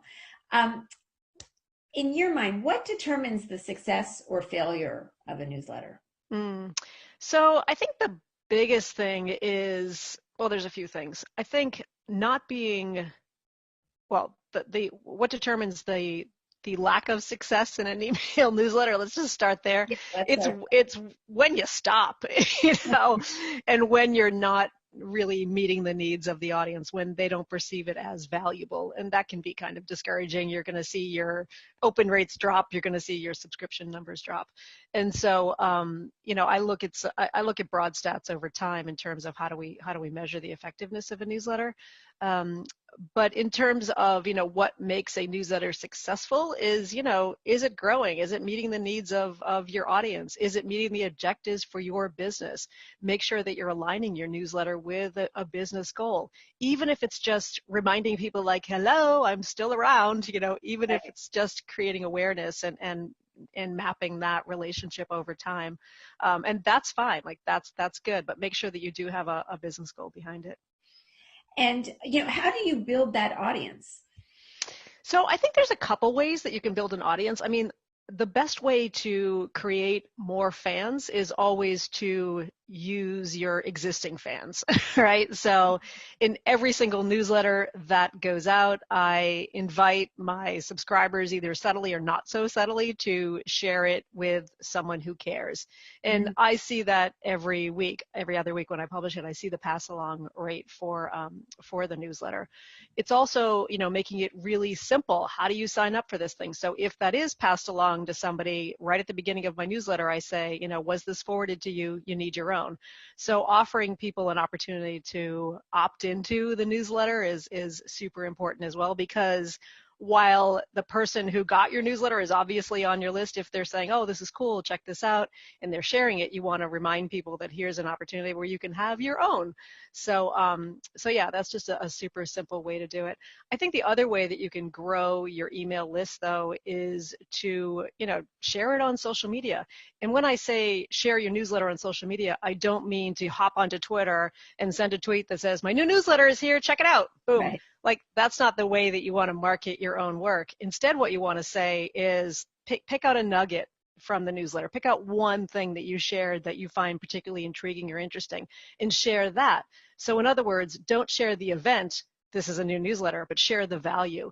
Here's something I shared this week that, and here's why it mattered. And then, when people click on it, it's, you can share the web version of your newsletter, and you can always, invite people to sign up for, inside that. So, use your fans and share on social, whatever your platform is of choice on social. But, again, share value, not the events. What stats do you track? Oh, man. I track open rates, and that's the most important thing for me, because I want to see that people are opening it and enjoying it. My goal is to always be above 40%, which is pretty high for an email newsletter list. I'm sorry, do you have the same subject line every issue, or do you change No. the subject line? Okay. Yeah, no, I swap up the subject line consistently. It's always the same from, of course, because it's from me, but no, I change up the subject line again to show the value that's inherent in that newsletter. So it's not just like, Ann Hanley's newsletter as a subject line. Instead, it's, I give a few ideas about some of the things that you'll get inside, and I try to create some mystery and momentum with it. I want to trigger people's thoughts about what is inside this. I need to know the answer to this. So, for example, one of the things I shared recently was 16 things your newsletter needs in 2020. It's like, how do you not want to know that? Everybody wants to know what does your newsletter need in 2020, and 16 things, that sounds like an awful lot. So click, so it's creating a bit of curiosity, even just directly in the subject line. So what are some of those 16 things? Oh man, we talked about a few of them. I think there are 3 most important things that you should think about for 2020. Obviously there are 16 in total, but I think the 3 most important things are what I would call a niche and a twist. So what do I mean by niche? I'm a marketer, but my newsletter is not about marketing. It's about marketing, writing, and content. It's a collection of all of those things. And the twist is that I'm sharing my own sort of, quirky, funny point of view on those things, right? So that's the way that I'm packaging it. So it's another way of saying positioning, but I think, the opportunity with a newsletter is that you're connecting directly with one person, right? So you want to make sure that you have that, not just the niche, but also a twist. Few quick examples of that would be there's a newsletter called Recruiting Brain Food. It's in the HR space, and yes, they talk about recruiting. It's published by a recruiting platform. So yes, they talk about recruiting, but they also talk about world politics. So that seems a little weird, but not really when you think about it, because the reason why they do that is because they feel that any hiring practices long-term, especially in the tech space, which is sort of their niche, is greatly affected by things that are going on internationally. And it's published by the CEO of this platform, a guy by the name of Hung Lee. And so he's constantly chiming in with his own 2 cents. There is nothing that's, that isn't clear that what the niche is and what the twist is consistently all the way through. So that's one thing. The second thing I think that every newsletter needs in 2020 is what I would call a non-neutral voice. And this is where writers, I think, can really shine. Fun. So yeah, don't think about just like don't approach your newsletter as a news reporter, right? You should always show your personality. You should always make it clear that you are the person writing this. And I think that's true even if it is for a brand, like even if you're ghostwriting for somebody, or even if you're creating content on behalf of a client, still make sure that that newsletter has a specific point of view. So just some real easy ways to do that are having an opinion about something. So if you are sharing a news item, or if you're sharing a development in your industry, don't just say that this happened, say why it's important, and here's why we care about it, and here's what it means for you. So always put that extra spin on it. There's some easy ways too, I think, to add a non-neutral voice to your newsletter. So things like the greeting. It should not be "Dear valued customers," right, which is neutral, bad. Yeah. That's bad. You should just put a pillow over the face of that. Valued customers. 2 problems with it. First, it sounds generic. It sounds very business speak. But the second reason is it's plural. Right. It is not, your newsletter is not going into a room full of valued customers, right? It's going to one person. And so it should be, hi there, or dear you, or, I play around with it in my own newsletter, and I'll write like, what's up, Buttercup? Because again, that's my twist on what I'm sharing. Another way to make sure that your voice is never neutral, and that also makes it clear that you're writing to one person, is really simple way is just to count the number of yous in any kind of in any newsletter that you're publishing. Make sure that you're using you excessively, so making it all about the reader, just as a reminder, I think, of how important it is to really be writing to one person.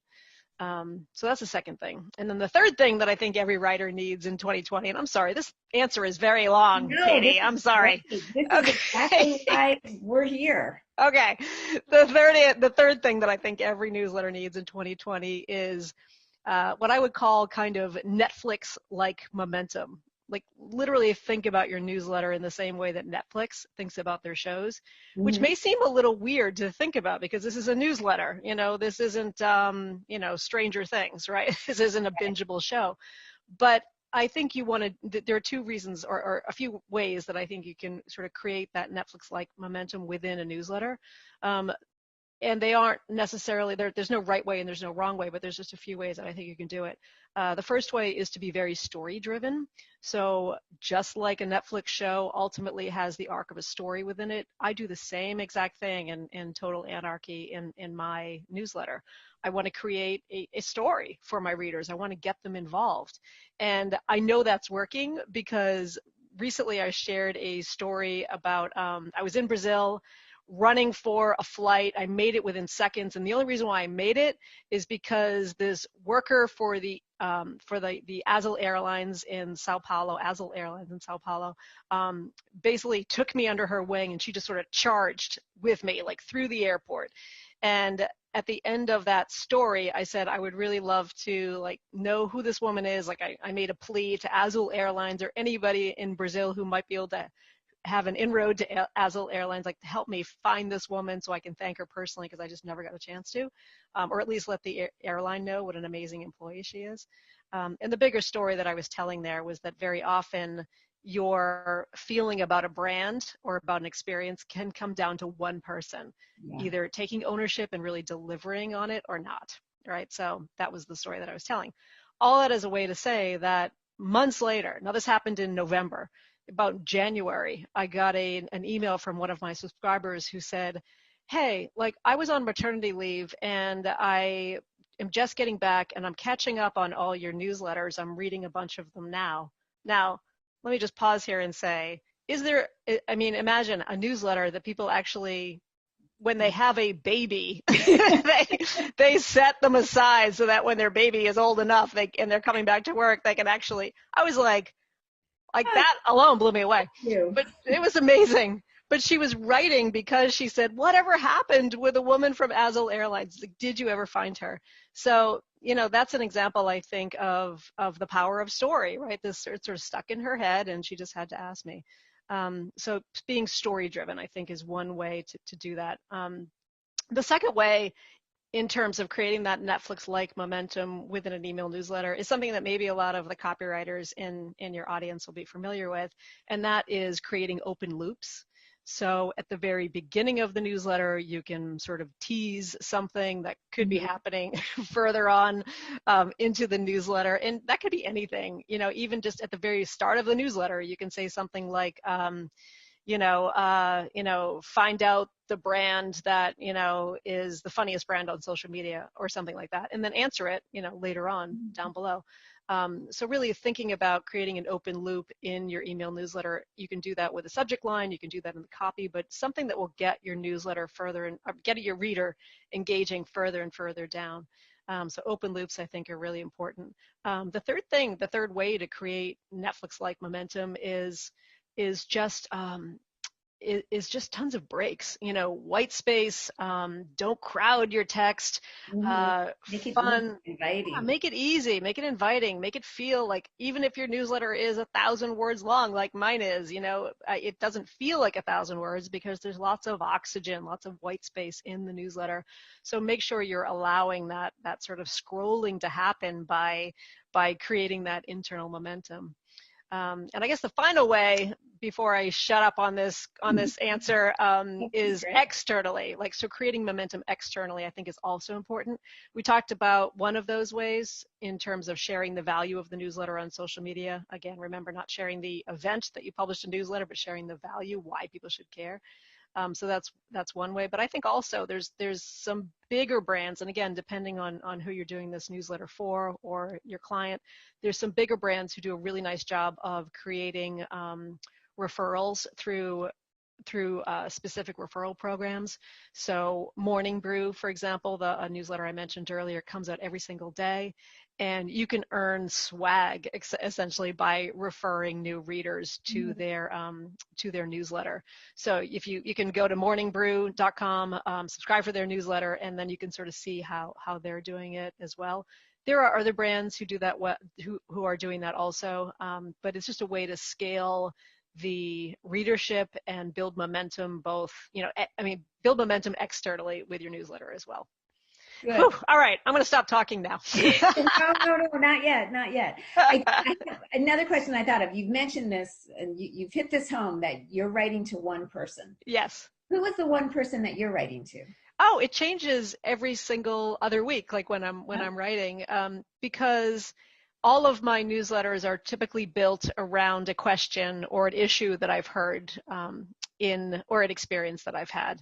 So in the case of Azul Airlines, what I mentioned a few minutes ago, and the woman who sort of, who kicked me like a soccer ball and just charged down the field, not metaphorically kicking me like a soccer ball, but she made sure I was going to get to my goal.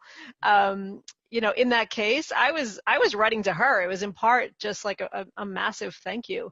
Right. But very often I'll write to the person who asked a question that I heard at an event this week, or maybe somebody who asked me a question on, in my email newsletter, or maybe something that I saw on social media. And so I'll write I'll think about that person, and I'll write directly to that person. And that does two things. First, it helps make sure that I'm actually being valuable to my audience. That's the first thing. But the second thing it does is it keeps my voice very loose and conversational. So it keeps me out of that dear valued customers kind of mode, and it makes me just think about that one person that I'm trying to help, and that automatically makes my writing voice a whole lot more casual, because I'm thinking about the letter portion of it. And you've heard me talk about this before. I've shared this with the AWAI audience, but thinking about the letter portion, and how do you actually write a letter to somebody instead of just focusing on the news part of it. In other words, the things you want to say. So for me, I focus on the letter, and I focus less on the news, and I think that's the opportunity with email newsletters ultimately. Fantastic. Now, let's see, we've talked about writing to this one person that we care about. Yeah. We've talked about storytelling. What are some other ways or tips or hacks even, quick wins for writers to get really good at writing newsletters? For me, it always goes back to who are you trying to attract, and really thinking through that niche and that twist in a very specific way. So I think ultimately, just understanding what role your newsletter is playing it can just help enormously. But in terms of putting it together in writing, I can give you some super tactical ways that I do it. And that's to, so again, I'm publishing every 2 weeks. I have a constant, I'm almost writing it constantly. So I don't sit down on Saturday nights and write a newsletter to go out at 6 a.m. on Sunday. Here it is, like I published a newsletter on Sunday. I'm talking to you, Katie, on Friday. And my newsletter essentially is already half done because I'm working on it a little bit at a time. I'm constantly, I'm just throwing it all into a Google Doc. I'm cutting and pasting into a Google Doc so that I have a pretty good sense by the time I do sit down to physically put it together, a few days before the Sunday mailing. It's mostly done. At least it's raw clay, it's not polished. But my favorite part of the writing process is the polishing. And so if I'm able to collect all of that clay in the days, and in my case, in the week or so before I sit down to actually write, for me, that process is a whole lot easier. So yeah, that's my tip for making sure that I do it consistently. So I think the bottom line is that something like an email newsletter is so perfectly suited to all of us writers. Every writer should should be suggesting email newsletters to their clients if they're not doing them already. I think there's a great opportunity for every writer to really, get more money out of your client, grow your business with your existing clients just by offering this opportunity. And if they have an existing email program, like for example, when I'm on stage very often and I'm talking about email newsletters, I'll sort of do a quick poll of the audience, like how many of you in this audience today have an email newsletter? 100%. Arms go up. Great. How many? Keep them raised. How many of you are proud of the email program that you're creating? Basically, like usually every hand goes down except like 2. So use that opportunity. If you are a writer, this is our product. Like, we are perfectly suited to helping brands and helping ourselves through email newsletters. And so, if you're working with clients who have email newsletters, take a look at them, subscribe, figure out what the experience is. And if you find that you can offer value there, if you think that there's an opportunity, then say, hey, I think we can do this better.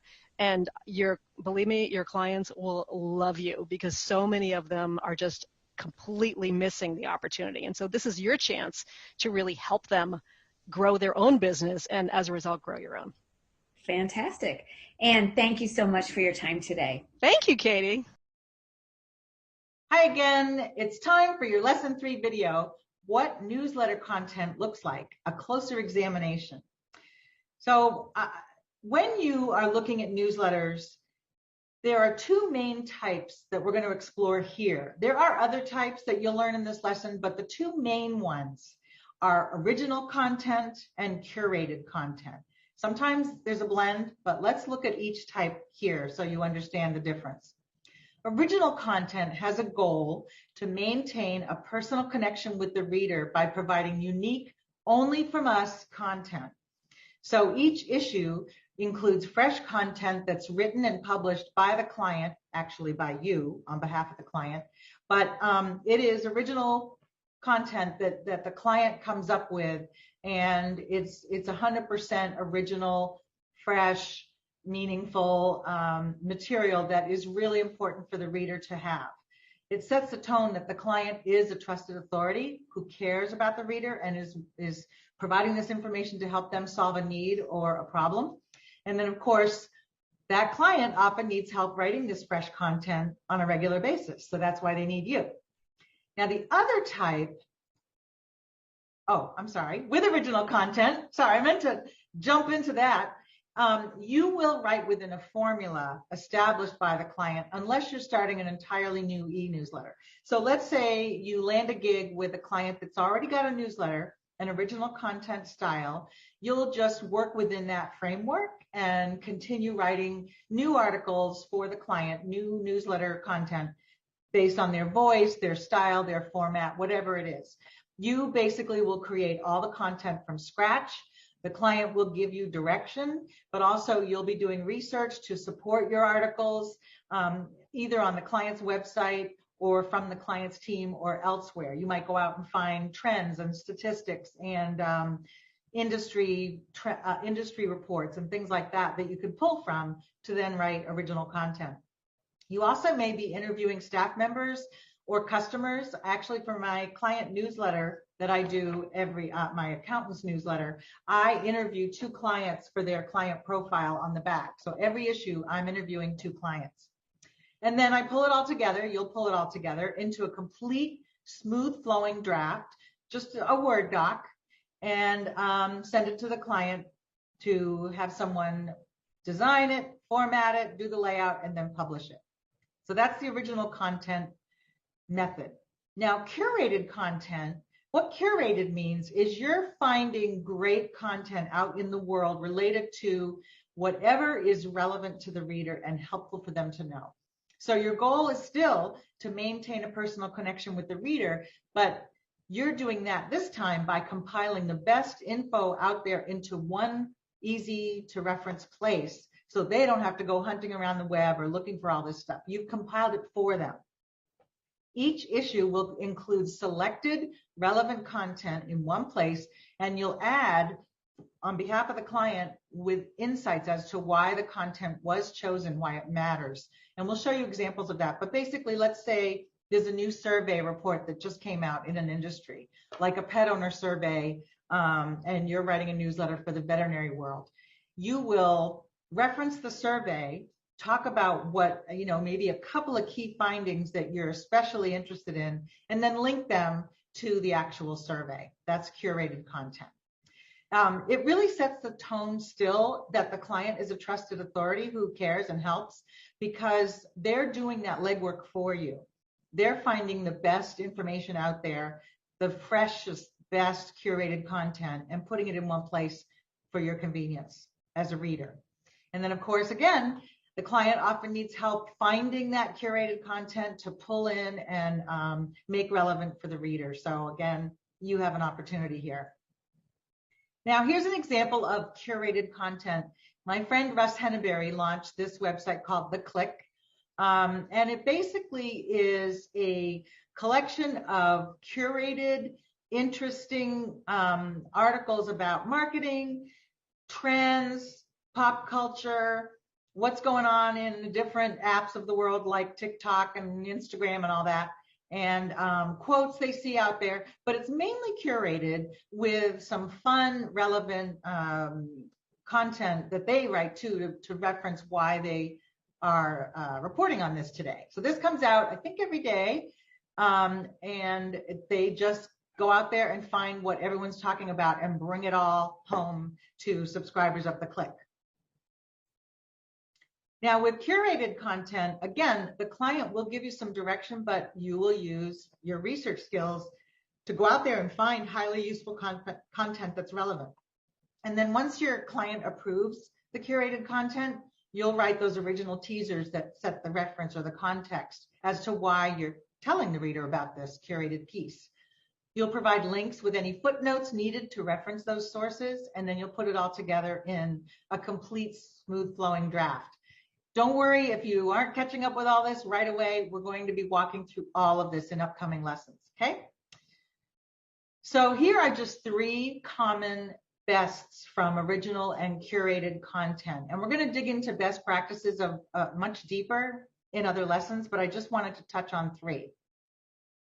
The best newsletters speak to one reader at a time. So you're going to be writing to maybe thousands of people in your newsletter, but keep in mind, only one person at a time is reading the text you sent them, whether it's mail or email. So you want to write in a conversational tone. That's always the ideal, one-on-one. Like I'm talking to you right now, one-on-one, but you're not the only one taking this program, right? But you're the only one listening to me in your home on your computer right now. That's the difference. Now, the voice and tone should always reflect the client's brand. Are they, if they're like my accounting newsletter is very down to earth because they usually work with individuals and small businesses.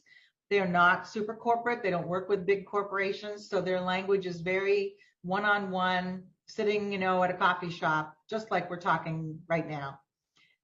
So every client, brand, and company and cause will have a different voice that they use on their websites and everywhere else, the way that they present themselves. So the tone should match that. Make sure it's appropriate for the audience too.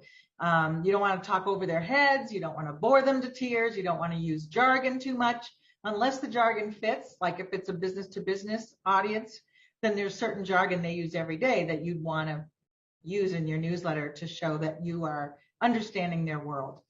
And then study a wide variety of newsletters to see the difference between the copy approach, okay? But the best ones all speak to one reader at a time. And you'll soon know what bad content looks like too, as you learn the best practices and study all kinds of newsletters. Okay, now, the best newsletters are also easy to read. As you'll discover, great newsletters deliver content in bite-sized chunks or sections. This makes it easy for readers to scan through and grab the takeaways that stood out for them or that meant the most to them. Little chunks they can scan through. Everything I do, no matter what kind of newsletter it is, has things broken out, easy to read, easy to scan. And there are exceptions, of course, but I would say that 9 times out of 10, an e-newsletter that works really well has broken up the copy so it's not like reading a journal or a book or something more cumbersome. Okay? The third one is the best newsletters offer a consistent experience. So readers become familiar with a newsletter style and tone. So the examples we're going to show you throughout this whole program, when I show you one example of a certain newsletter, like the Click, they always look like that every time, pretty much, unless it's some special bulletin, urgent news, breaking news type of thing that they just had to get out quickly. But typically the e-newsletters for each client are going to be very similar from issue to issue, because readers look forward to that familiarity, that consistency. There are certain sections they look for, so each issue should follow that similar format every time. And you will see that in all the newsletters that we recommend in your swipe file on the member page. You will see that if you look at subsequent issues of each of those newsletters. All righty, that's it for lesson 3. Now you're going to keep going below in the material that continues for this lesson to discover other content types. You're also going to see how some newsletters blend these different content types. And I hope you have fun discovering the many different types you can work with when you're working with clients. We'll see you in lesson 4. Hi again, and welcome to the lesson 8 video. This time we're going to talk about how to develop your editorial calendar for any client.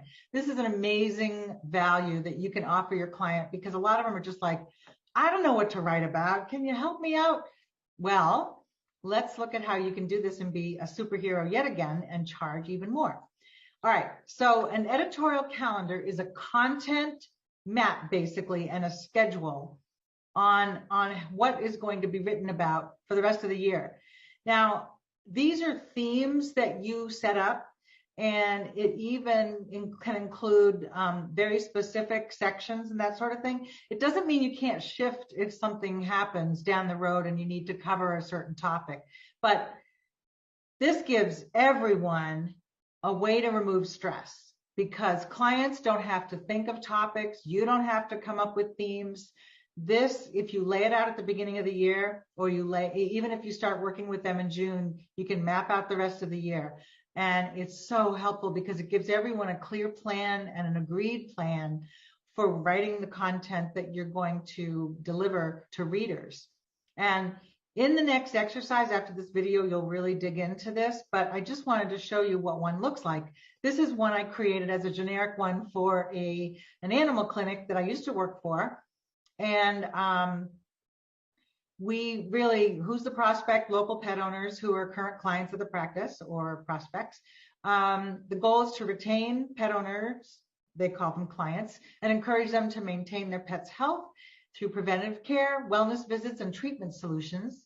And then frequency, they publish it once a month. Short, helpful e-newsletter with a lead, 2 to 3 other articles, a staff tip, and a special offer or discount. Boom. So that's the whole overall direction of their newsletter. And now we're playing it out month to month with what will be in each issue. So we have a theme column. It's going to be in January, preventative care plans for the year. Then we have National Dental Health Month in February. March is training to relieve common behavior issues. April, they're going to have an open house, so they want to promote it in April, so people will show up in early May. May is summer boarding as a theme, on and on. June, hurricane awareness, all those kinds of things. Some of these themes are based on national focuses for the pet world. So National Dental Month is a thing in the veterinary world in February. Same with October, Adopt a Shelter Dog Month, or November, Pet Obesity Awareness Month. So that's easy because you can just pick up on national trends or events, plop them into the schedule where they go, and use that as the theme. Like bada boom, bada bing, it's done. Easy, easy. And then you fill in the other topics on the right where the lead might be mentioned, like explain how preventative care plans work at our practice, and then have a staff tip on what routine visits are covered, have an offer, like set up your plan for the whole year and save blah, blah, blah. Pretty much rolled out for the whole year. You can come up with stuff like this for your client. And then each month you go back to this plan and go, I already know what I'm working on for April. we're having an open house in May. The April issue is going to be all about why anyone would want to come to the open house. Da, da, da, da, da. So you know how easy this makes the writing process for you and the client? It's a huge relief. So that's why editorial calendars are amazing. And you can earn fees for helping clients plan their topics. So with an editorial calendar like the one I just showed you, you'll go out and research appropriate or helpful topics for each month. You'll look for annual events of interest, plop them on the calendar. You can help the client plan to celebrate special days each month with their readers through content and other offers. You can map out one of the following each issue: a success story, a testimonial, a staff member tip, a question that gets frequently asked. You can answer it in the newsletter, customer profile, and suddenly there's no question or struggle. You know, they just know what you're going to do. Oh my gosh, it frees up everybody. I love it.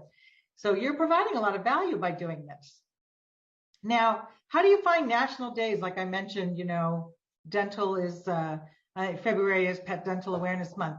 Well, you can Google national days to find different sites and ideas. I came across this website called nationaltoday.com.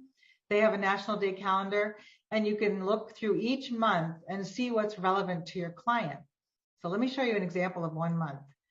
Okay, now each month, here's March. And so I write for my accountant, as you probably know by now.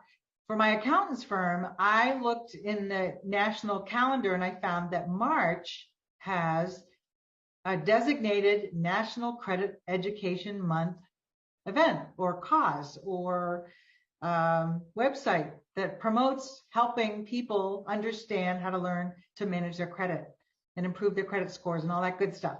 So I could take that and talk to my client, who my client only sends out a newsletter every quarter, but in Q1 I could say, hey, you know what? March is National Credit Education Month.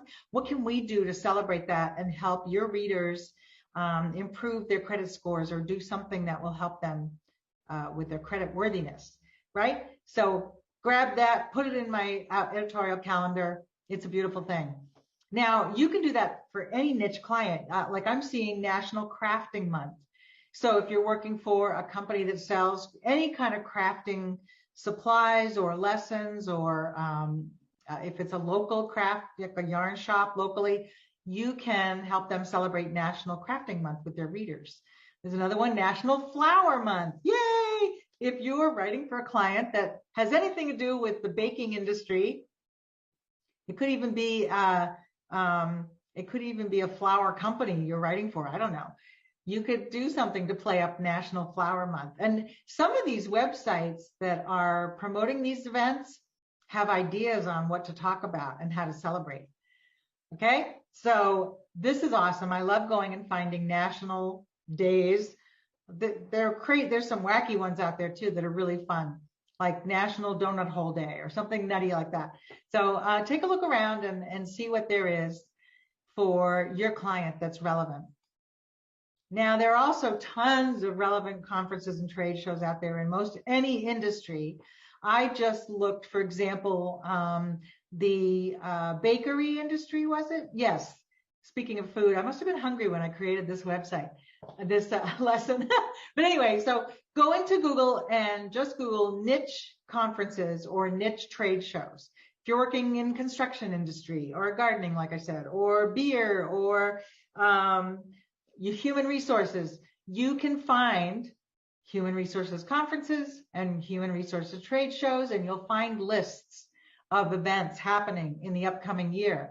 And those websites, those convention websites, often have educational sessions, big trade shows, lists of exhibitors on their website, all kinds of great stuff. So look into that, because there might be some amazing stuff you can use for newsletter content. Okay, now the third thing is to find trends and emerging topics. So if you are writing for a certain niche market with your newsletter, you can Google and find news items on trends and forecasts and things like that. So Google niche trends. Like I did this for niche trends in construction. Trends in construction. And I came up with this 5 top trends in the construction industry for 2022. So that's stuff you can write about in the newsletter. What's happening? What's hot? What's news? What do readers need to know now? You can find all kinds of clues and interesting ideas by doing this kind of search. Questions is another thing too. You can look for questions that people ask all the time about certain topics. So 2 ways I do that is to go to LinkedIn and find some groups and forums to see what people are talking about. So in this case here, I looked up restaurant groups in LinkedIn, and there are several groups, some of them with 116,000 members, 114,000 members. You can go on there and see what they're talking about and kind of just collect common themes or language or concerns that people have in that group, as long as it's relevant to your client's newsletter. There's also a website called answerthepublic.com, and that's the screenshot on the far right there. If you go there, you can put in any topic, and it shoots out a list of questions people ask about the topic. Like they put there chocolate, but we could put anything like dog grooming or homeschooling or anything at all that's related to a newsletter that you're going to be writing, and you'll find questions people have. Guess what? You can answer those in your content in the newsletter. Okay, now here are some examples I found just for an accounting firm to give you an idea of the breadth and depth and variety of stuff you can find through this kind of research. So each month, quarter, or during a specific appropriate season, I could recommend in my editorial calendar that we cover the latest tax tips, IRS and state filing deadlines, annual mileage rates that are announced for the new year, National Credit Education Month, as I said, protect your finances from hackers, financial shortcuts, budgeting tip or answer of the month, client profiles, meet a staff member, summer hours or winter weather closings, just let your readers know what happens if there's a storm, and then how I saved on taxes, clients tell their stories. It goes on and on. This is just a partial list of things that you could brainstorm if you were writing a newsletter for an accounting firm like I do. Any niche, any industry, any nonprofit could use some help with things like this that you can brainstorm just through some fun research online. And I do call it fun. It's like being Sherlock Holmes and looking for clues. What can I write about? Oh my gosh, look at all this cool stuff. Now, if you're wondering how to create an editorial calendar document for your client, HubSpot.com, which is an awesome website, they offer a set of free downloadable editorial calendar templates. Some are for social media, but you can ignore that and just use it for newsletters. There's the link. There's a picture of what theirs looks like. They have actually several different models or templates. You can pick one of them and use it, and they're free. So again, you start with the template, put in what's relevant to your client, and then have at it. Put in topics, put in themes, map it out, and charge a nice fee. So that's how that works. Okay? Now, that's just one of the extra ways to earn money with your client as a newsletter writer. There are 3 more ways, and I want you to continue with the material below to see what they are. And then you can boost your income. Have fun. Hi there. Welcome to your newsletter writing series. I'm Pam Foster. I'm going to be walking you through the videos that bring your learning to life and show you how to really rock it with newsletters for clients. So first of all, why newsletters? It's a big opportunity for you. I'm going to talk about that. Now, who am I? My name is Pam Foster, and I'm the AWAI Learning Chief here. I've been an AWAI member since 2005. I discovered it when I was working in corporate America, not happy in my little cubicle world there, and it really has changed my life being part of AWAI. I joined the staff in 2015, and I'm so lucky and thrilled that I get to teach programs like this to people like you who are learning how to make a living as a writer. I also have been a freelance copywriter, mainly for the pet and veterinary industry for about 11 years, but I have worked with many other niches for many years since 1980. 1980! And for most of those years, I've been writing newsletters for clients on top of many other things I've been doing. Just for fun, I thought I would share with you some of the newsletters I've written. Let's take a look. Now, these are just the print versions. This is an array of some of the print versions I've written over the many years. I've got them right here. And this one, my Honeck O'Toole accountant, I've been writing for 26 years. They still mail their newsletter. They just like to do that. They feel that it stands out among everything else that's going on digitally. And it's a 4-pager, real simple, content on the front, content on the, being a little awkward here, the page 2-3 spread, and then content on the back, and then there's the mailing panel. But and you know what's fun about newsletters is you can help them come up with wacky names, like this one's called Revenues. Revenues, accounting, get it? Okay. And then here's one I did that was also print for Pet Health Network when they were launching their new touchscreen devices for veterinary practices. So that was a lot of fun. Here's a banking one I used to do called the One Update because their logo was the one. Producer bulletin for Blue Cross Blue Shield producers. Down East Energy employee newsletter, Good News Down East, and that's a heating oil and delivery company. Here's a fun one, Bangor Hydroelectric employee newsletter called Watts News. Watts New. Anyway, growing interest, another one in the banking world. I hope you're having fun with this because, boy, I sure did. I have over the years. Oh, another one that's really fun is Lobster Tales. That's for the Maine Lobster Promotion Council. So suffice to say, I've done 1 million newsletters. I'm not kidding, over the many years of my writing. So that's why I know that you can have a great opportunity in this world, because companies use newsletters. Of all kinds of companies use many different kinds of newsletters for customers, employees, certain groups of their audience, like sales training for their sales force and things like that. Now, fast forward to the digital world. I've also done a lot of work for email newsletters that get sent by email. So here's just one example, Springer, which is a publisher of life science journals, very high tech for life science professionals and scientists. And so I was working on a newsletter for them for many years that was very, very specific to journal issues that they were putting out, and they wanted to promote the articles that are in those issues. So just giving you an idea of the range, this is just my background alone. The types of clients I've done newsletter work for.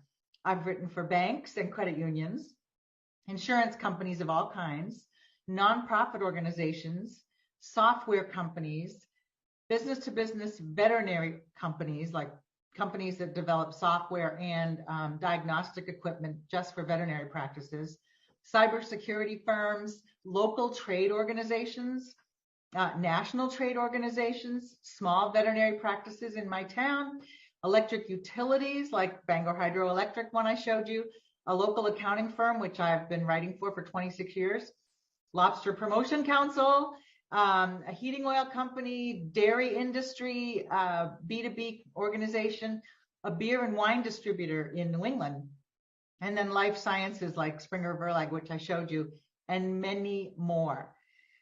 The opportunity is infinite. All right. Types of income you can earn. Let's look at this for a minute here.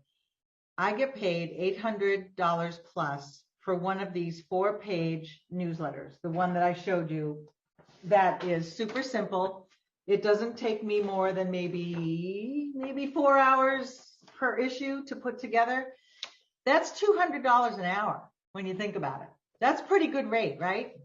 Now, let's say you also do a digest kind of newsletter, which you'll be introduced to. You can get paid pretty decent money for each one of those. If you're writing full-length articles on the client's website that the newsletter will then point to, that's an additional, source of income for you. So if you're writing a full 1,000-word article that's going to be on their website, and then your newsletter teases that and links to it, that's additional income for you, writing those full articles. And, you know, if you're writing the newsletter, it's very likely they'll ask you to write those articles too.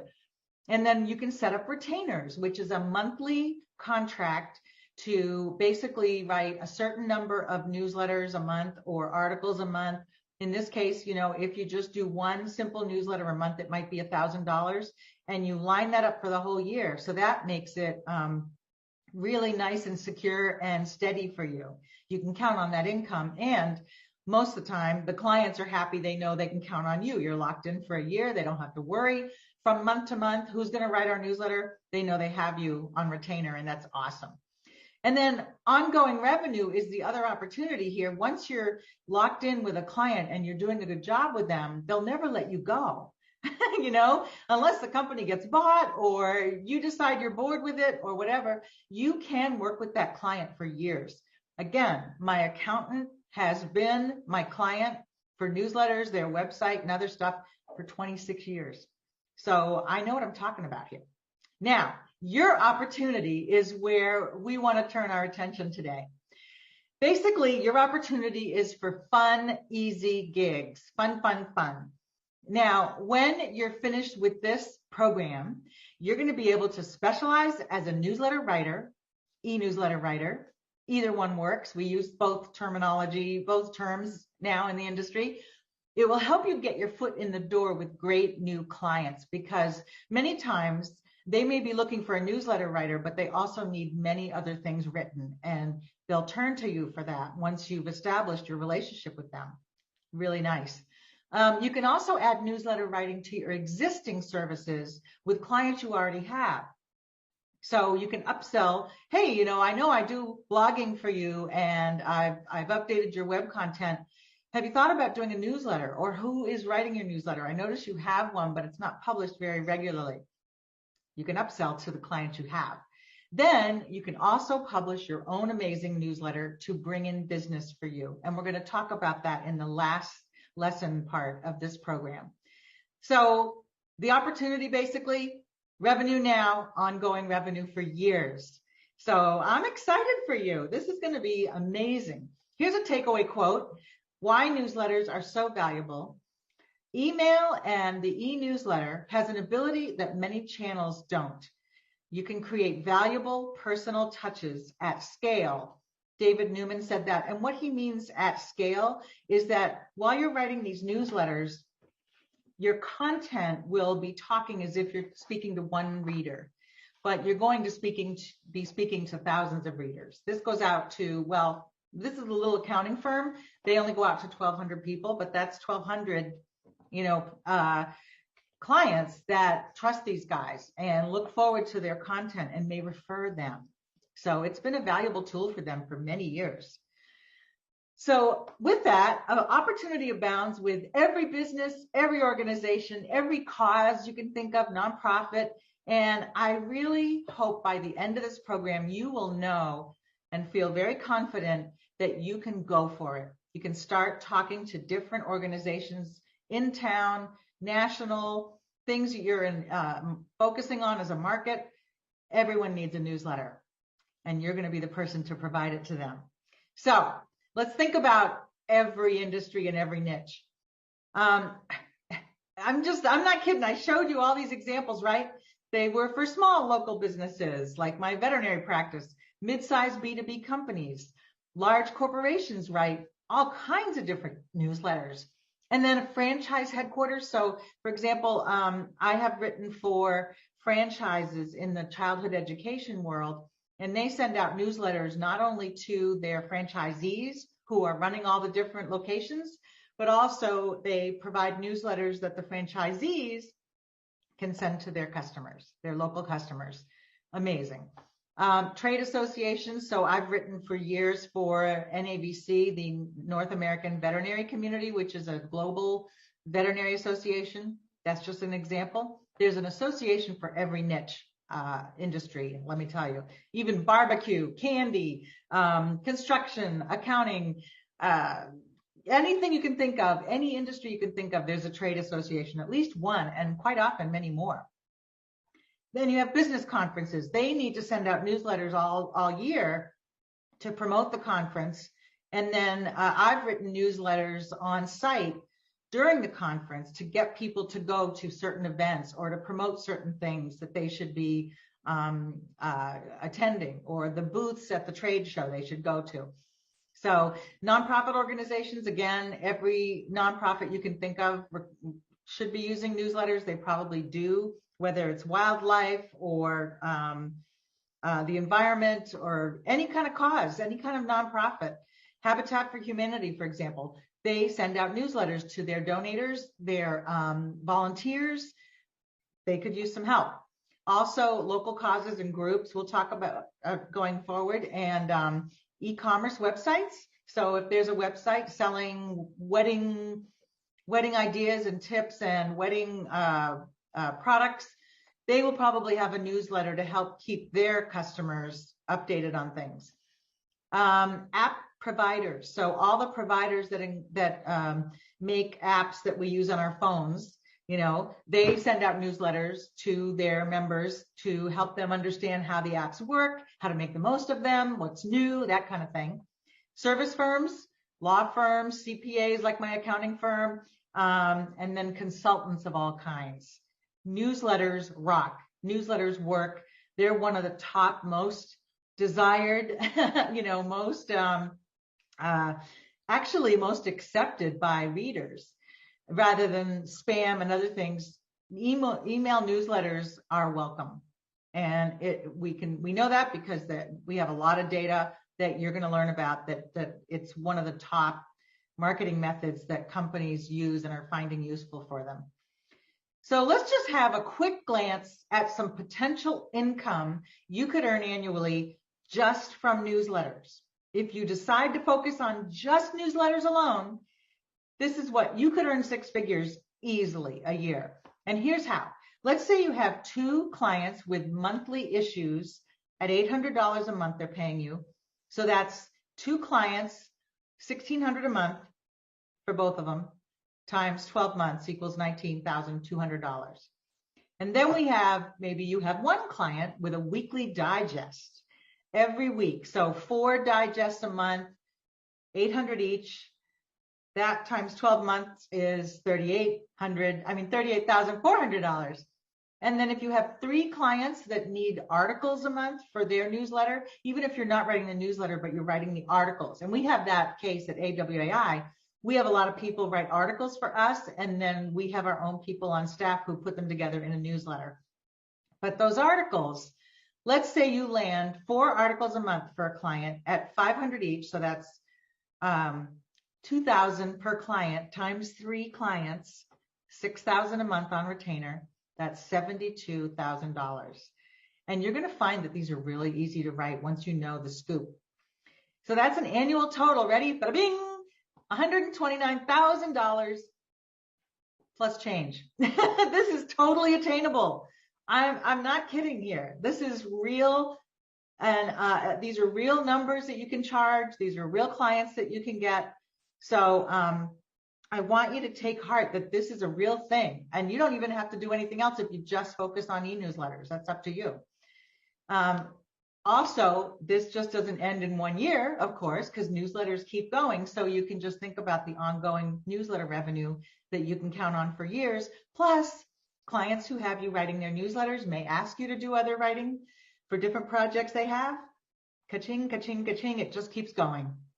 So I hope you're excited to learn this whole method of writing newsletters that clients need now. And I'm super excited to be part of this training for you. So keep going. Study each section, each lesson here.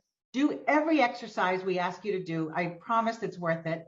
You'll really just get total immersion on how newsletters work. Take every quiz so we reinforce what you're learning. Turn in your assignment at the end. There's an assignment that we'll review for you and give you feedback. And most of all, go for it. This is an opportunity just waiting for you to jump in. I promise. Okay? I will see you in the next lesson. Thanks. Hi again. Now it's time to see the process, my process anyway, of creating a newsletter draft. And what I'm going to show you is an existing newsletter that I've been doing forever. And so I start with the most recent issue and work from there. If you're working from scratch, you could just set up the template and the format as you go, and then use that from now on. So let us see what's going to happen here. If it's an existing newsletter, like I said, you might start with a template. So my approach is to take the most recent issue because I know that got approved. It's got the most recent sections the client likes, has the most recent boilerplate language. In this case, for the accountant, they have to legally put in something about this isn't personal advice, etc. And then this document this is what I send to the client, by the way. It's just words, right? Not fancy. But it's usually already set up with the fonts that I always use. This isn't the final design fonts or anything, but this is just what I always use. I think it's Arial 12 for the most part, unless it's a headline. But it sets up with the sections, the boilerplate items, everything else. And then I take that most recent version and strip it all out to create the next version. So let me show you how that works. I'm going to stop sharing my slides, and then I'm going to share a Word document that's my actual most recent newsletter. All right, so this is the final Word document. You're looking at the actual, with my client's permission, Word document that I sent them with the copy that they're going to approve and give me the thumbs up or add a few changes, whatever needs to happen. But basically, this is the final finished version. So what I'm writing in Word will end up in the design, but I don't do the design. I just provide the copy. And that's pretty much what you'll probably do. Okay? So in the right-hand column sidebar, we usually have a few sections with deadlines, reminders, things like that, short calls to action, anything that will be like quick tip reminders. Then we have a lead article that will take center stage on page 1 and probably flow into page 2. In this case, it is a print newsletter, but the idea is the same if it's an e-newsletter. The client also gave me an image they wanted me to include from Nationwide Insurance. So I did that, and I of course give credit to where that image came from. And then this is fun here. Sometimes we add a little humor to the not so humorous world of financial matters. So I found this thing from Office Space, a meme that's freely available, and it just says, if you could hand over all your identity details without asking any questions, that would be great. So you remember that show? If you ever saw that movie, you'll know what that means. But it's fun no matter what. So this article is about being safe with your finances and keeping your identity safe and all that good stuff. So it just seemed fitting to throw in something fun there. And if I have direction, I put it in red because that's for the designer. She knows that that red stuff is for her. And then I also have links in here, lots of links. In this case, for my client, this was the original link she gave me, which is like ridiculously long. So I went on a place called bit.ly where you can get a truncated or a shortened link that links to the same place. So that's what I did. I have the bit.ly link there, and then I explained in red why I did that. And then more stuff, more direction for the designer. I wanted to highlight that this is very important to the readers. So Deanna, my designer, if you can highlight that, please, make that stand out. That would be swell. Then I continue page 2. This is the lead article is going to continue. And then this is another page 2 article. Tax brackets released. Woohoo! Exciting stuff. But readers need to know this. So I have all the tax brackets in there. And then I have a new rule about third-party apps like PayPal, Square, and Venmo, how they are reporting income now for people who use those apps. Really important to this readership because, again, my accountant's client base is mostly small businesses or solopreneurs or individuals. So they might be using these devices for payments. And then we have a filing alert, basically, that the IRS filing for last year has shut down and they're going to open it up in January for the 2021 tax year. Very important. quick tip on small business health insurance and some relief that's coming out of the COVID world. And then meet our new team member, so a new staff member. We're going to have a photo and his little story here. And then we have a client profile in the back. And then on the mailing panel, which when this gets mailed, it's folded up and there's a panel. This is just a little reminder to watch for a pre-bill that clients can pay before the year ends so they can take it as a deduction next year. Ta-da! All right. So that's what I do. Now, if I want to start the next issue, which is first quarter of next year, I would simply do this kind of thing. Q1 2022, put the date of my draft. So that's going to change to whatever the date is. And then I start stripping out stuff. Like this is not going to be the thing. We're not going to have a holiday message at the beginning of the next year. So I just leave that there. I just leave this here for me to work with. I know you're thinking, what? And I'm going to put other stuff and reminders here, like I might put here 2022 tax deadline schedule. For individual returns, it's this. For business returns, it's that. So I'll just fill in some short things that we want to put in that right-hand sidebar. Okay, so I just leave that there. And then I leave what I'm going to tell Deanna, I leave that blank, and then I'll fill it in later. I know I'm going to have a lead headline, so that's going to go there. The copy for the lead article will all be there. We're stripping this out because it's going to change.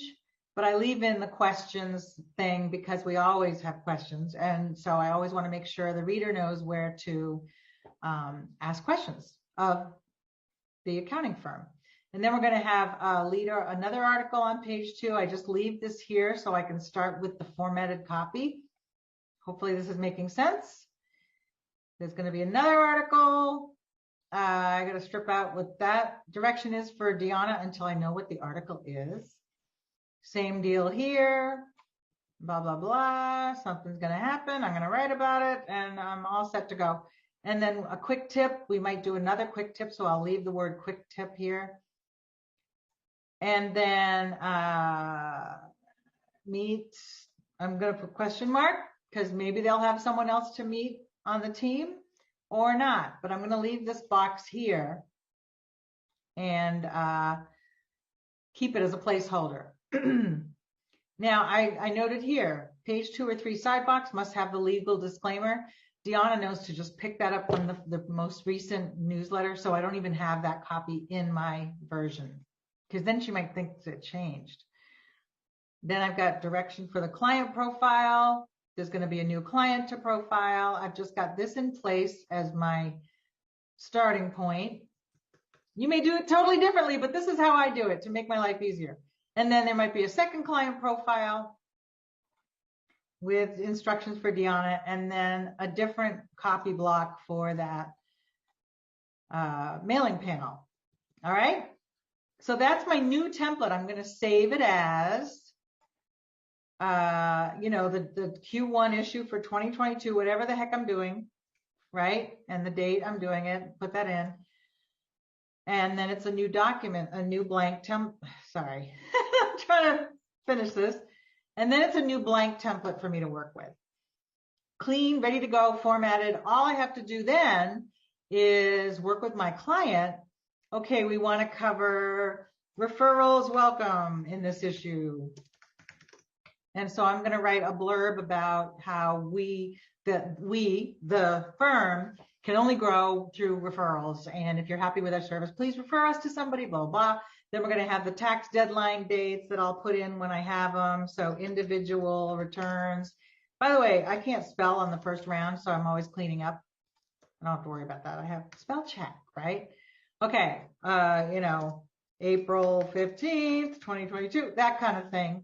Then we might have something else here and something else here as a reminder, but I will use this framework to plop in the new copy without having to restructure from scratch. So helpful. It saves me time. And this is what the client expects to see anyway every time. So that's how I do that. Okay? And then if you're starting with a new client, a new newsletter that has never been published before, you will shape up what this looks like and then use that every time after that. I hope that makes sense. I hope that's clear. It's a trick that I use to, streamline things. And I hope that you find something like that that works for you.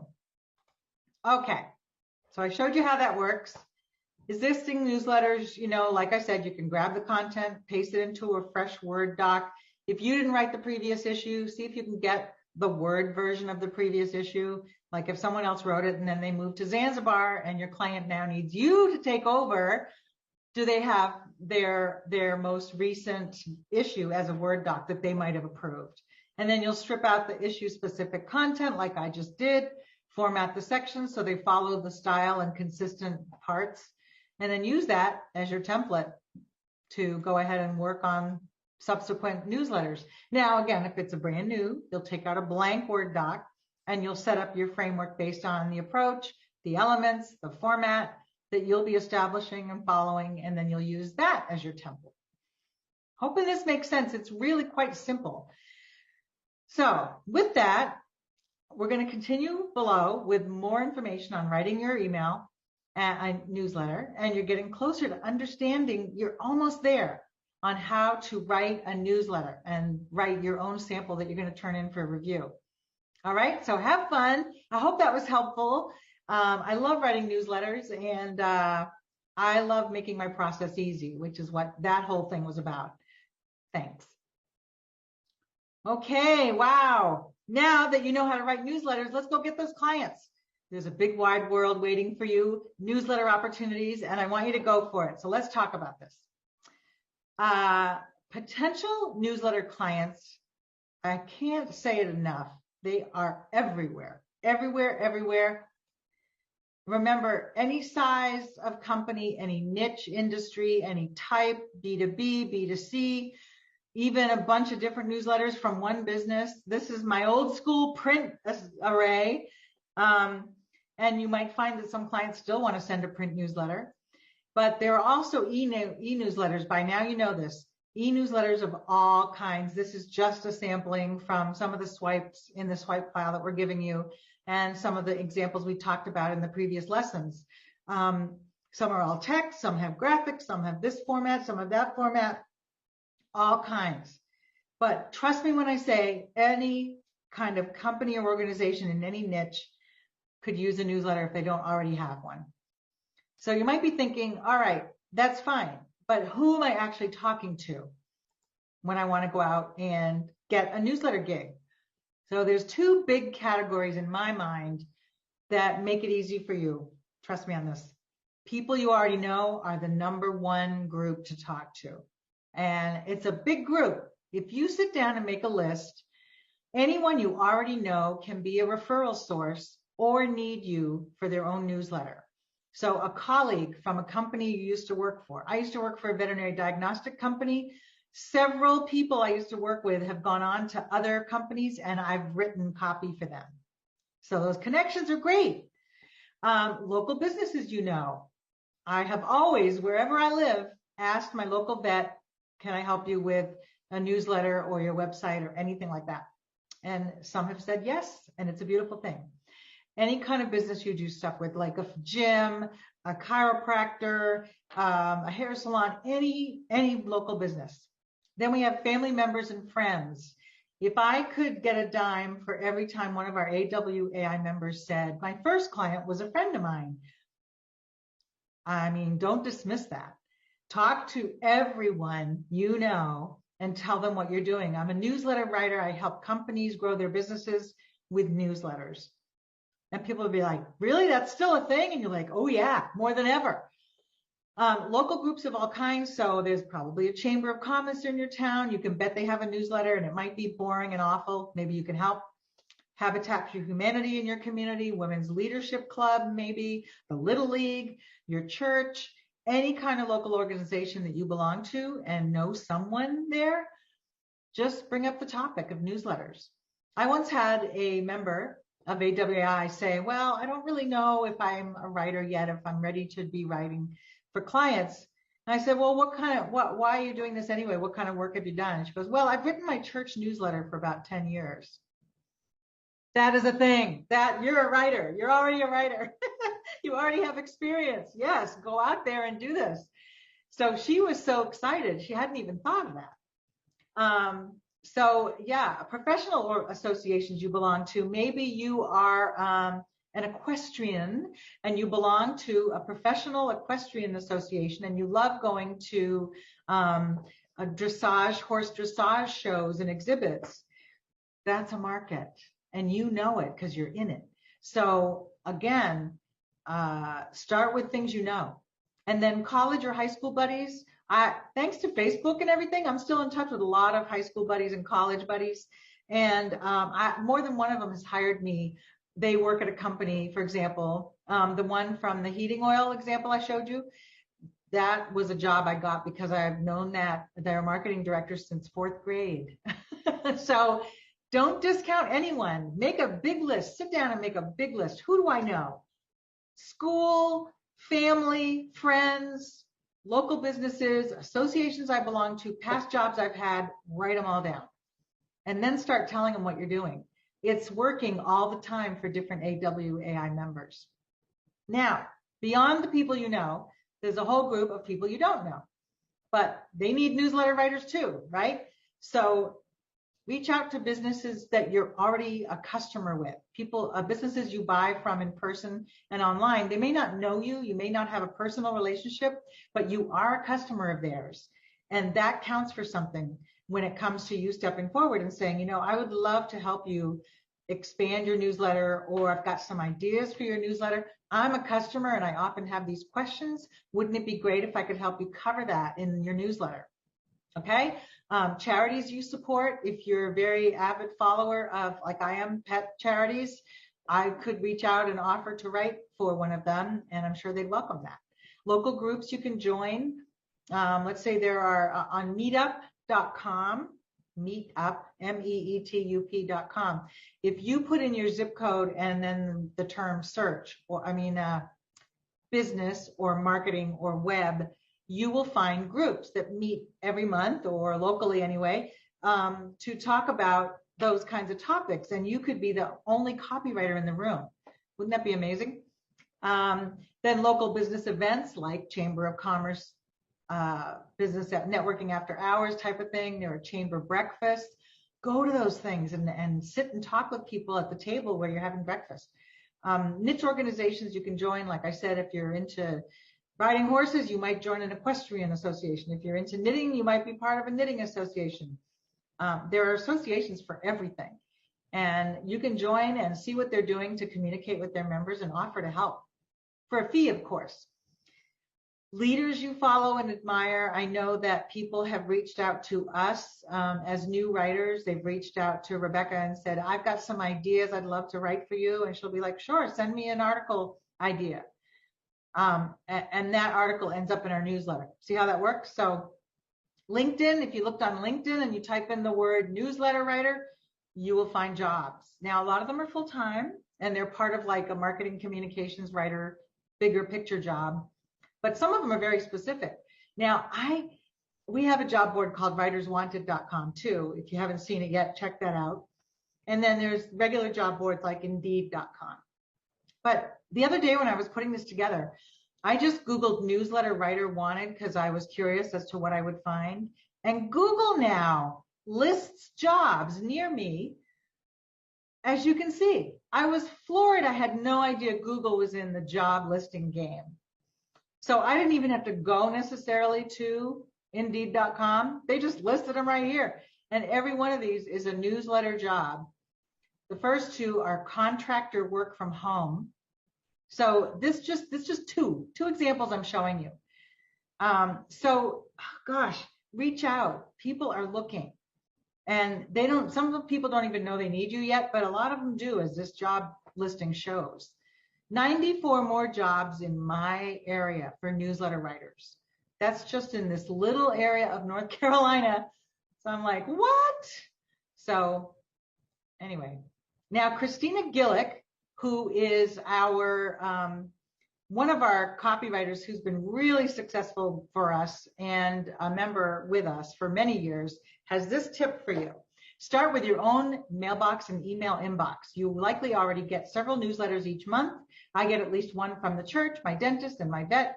If you don't receive any, you can probably pick one up from a local business. But once you have a newsletter, go through it. Do you feel like the articles are something you could write? If so, give it a try. Write a sample article for one of the companies that sent you a newsletter. Remember to make it entertaining, informational, and I'm going to add relevant, not a sales pitch. And then why not approach the company about writing for them and sharing your sample? Maybe they need help with their newsletter in the form of just one article a month, or maybe creating their newsletter is something they'd love to pay someone else to handle. You never know till you ask. Thank you, Christina. Great tip. All right, I have one more tip.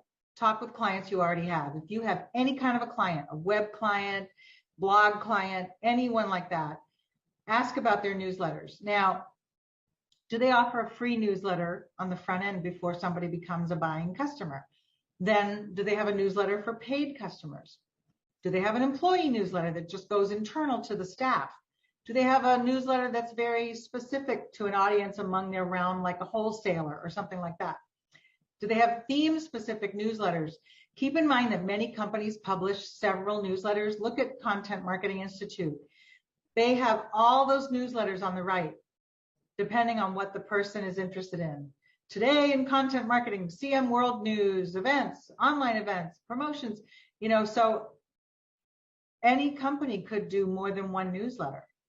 And maybe you write all those, okay? So that's my big tip, is talk with clients you already have, ask them about their newsletters.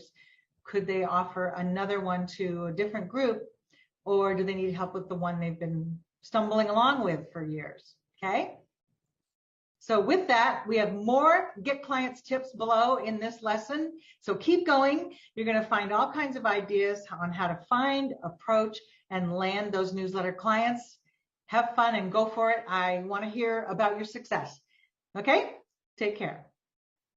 All right, this is it. Lesson 10. Woohoo! Now you're going to create your own amazing freelance newsletter and bring in clients and build a list and just amazing benefits to you. Show off your skills too. So how does this work? Well, let me just start with a little history. When I was first freelancing in the 90s, I got together with a designer and we created our own newsletter that was called Super Bulletin. And it was all about, here we come to save the day. We're going to take care of your newsletter for you. So this is, I'm going to show you the pieces of it. I have the whole thing here. It was a 8.5 by 14 legal size, printed 2 sides, full of fun, and we would mail it or hand it out at trade shows and things like that because people weren't sending e-newsletters back then. That's how old I am. No e-newsletters back in the early 90s, late 90s. So basically we just talked about in this newsletter, self-promotion completely, but we said we're a powerful newsletter resource for corporate editors. Here we come to save the day. We know that newsletters are important for reaching your employees, customers, and other key audiences. We've been talking about this for decades. But wait, there's a better way. We can make you a corporate newsletter hero. Our mission. We're 2 smart, hip, experienced professionals who want to create great newsletters for you efficiently and cost effectively. What does this mean to you? Faster than a speeding bullet, more powerful than a locomotive, able to leap tall buildings in a single bound. And then we provided some tips in the right column. And so it was a blast to write, and it showcased our writing skills. And by the way, it looks like a newsletter.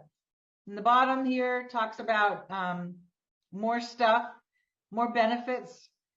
And it was my friend Michelle and I got together. She did all the design, I did all the writing. And these were some samples I put at the bottom of work I'd already done. Proof. And then the back page was, it's so much fun. I just love this. Your newsletter superhero team. One is an ace writer, one is a master designer. So we give a bio of each of us, but it's not about us. It's about what we offer the client. So we will help you define and solidify an editorial strategy and budget, all that kind of stuff. So we're going to help you because we have experience. And then in the yellow diamond here, shield, Superman shield, We offer a complete package of newsletter strategy, writing, design, and production services, all delivered with a warm, professional approach. Client testimonials, clients who think we're super, who we write for, and it's all with kind of that superhero theme. And then we have a mail-in coupon, the old school way. If we handed these out at trade shows, people could fill them out and actually send them in. But usually they just called us. But, you know, we wanted to show that we know what we're doing. And so that's what we did. And it was really great. I think we got maybe 10 clients out of that. And for a while we worked together, and then we each got too busy and went our own ways and whatever. That happens. But it was my first effort in promoting myself through a newsletter I wrote to get newsletter clients. And then after that, in the late 2000s, on my website that now doesn't look like this because that was a while ago, contentclear.com, I had a newsletter that I wanted people to sign up for. And I didn't have the most exciting invitation in the world at the time, but I was offering free web SEO tips or search engine optimization tips. So I just had simply subscribe to Content Clear Marketing, and that's what they would do. Now, this on the right is my strategy at that time. I wrote out my own newsletter strategy as to what I wanted, what the purpose was, what the plan was, and what the structure would be. So if you look through this, I'll just quickly go through. The description was called Content Clear Marketing Tips. The statement of purpose or mission or unique selling proposition, why this newsletter exists. It provides a copywriter's unique perspective of web optimization insights you can use immediately to improve your website results. Description, I describe what the newsletter is supposed to be, short, easy to read, delivered to inboxes twice each month, and what it includes.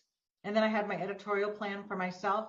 I'd provide ongoing newsy insights into optimizing content, and I would softly promote my knowledge, services, books. I've written a couple of books, and coaching skills.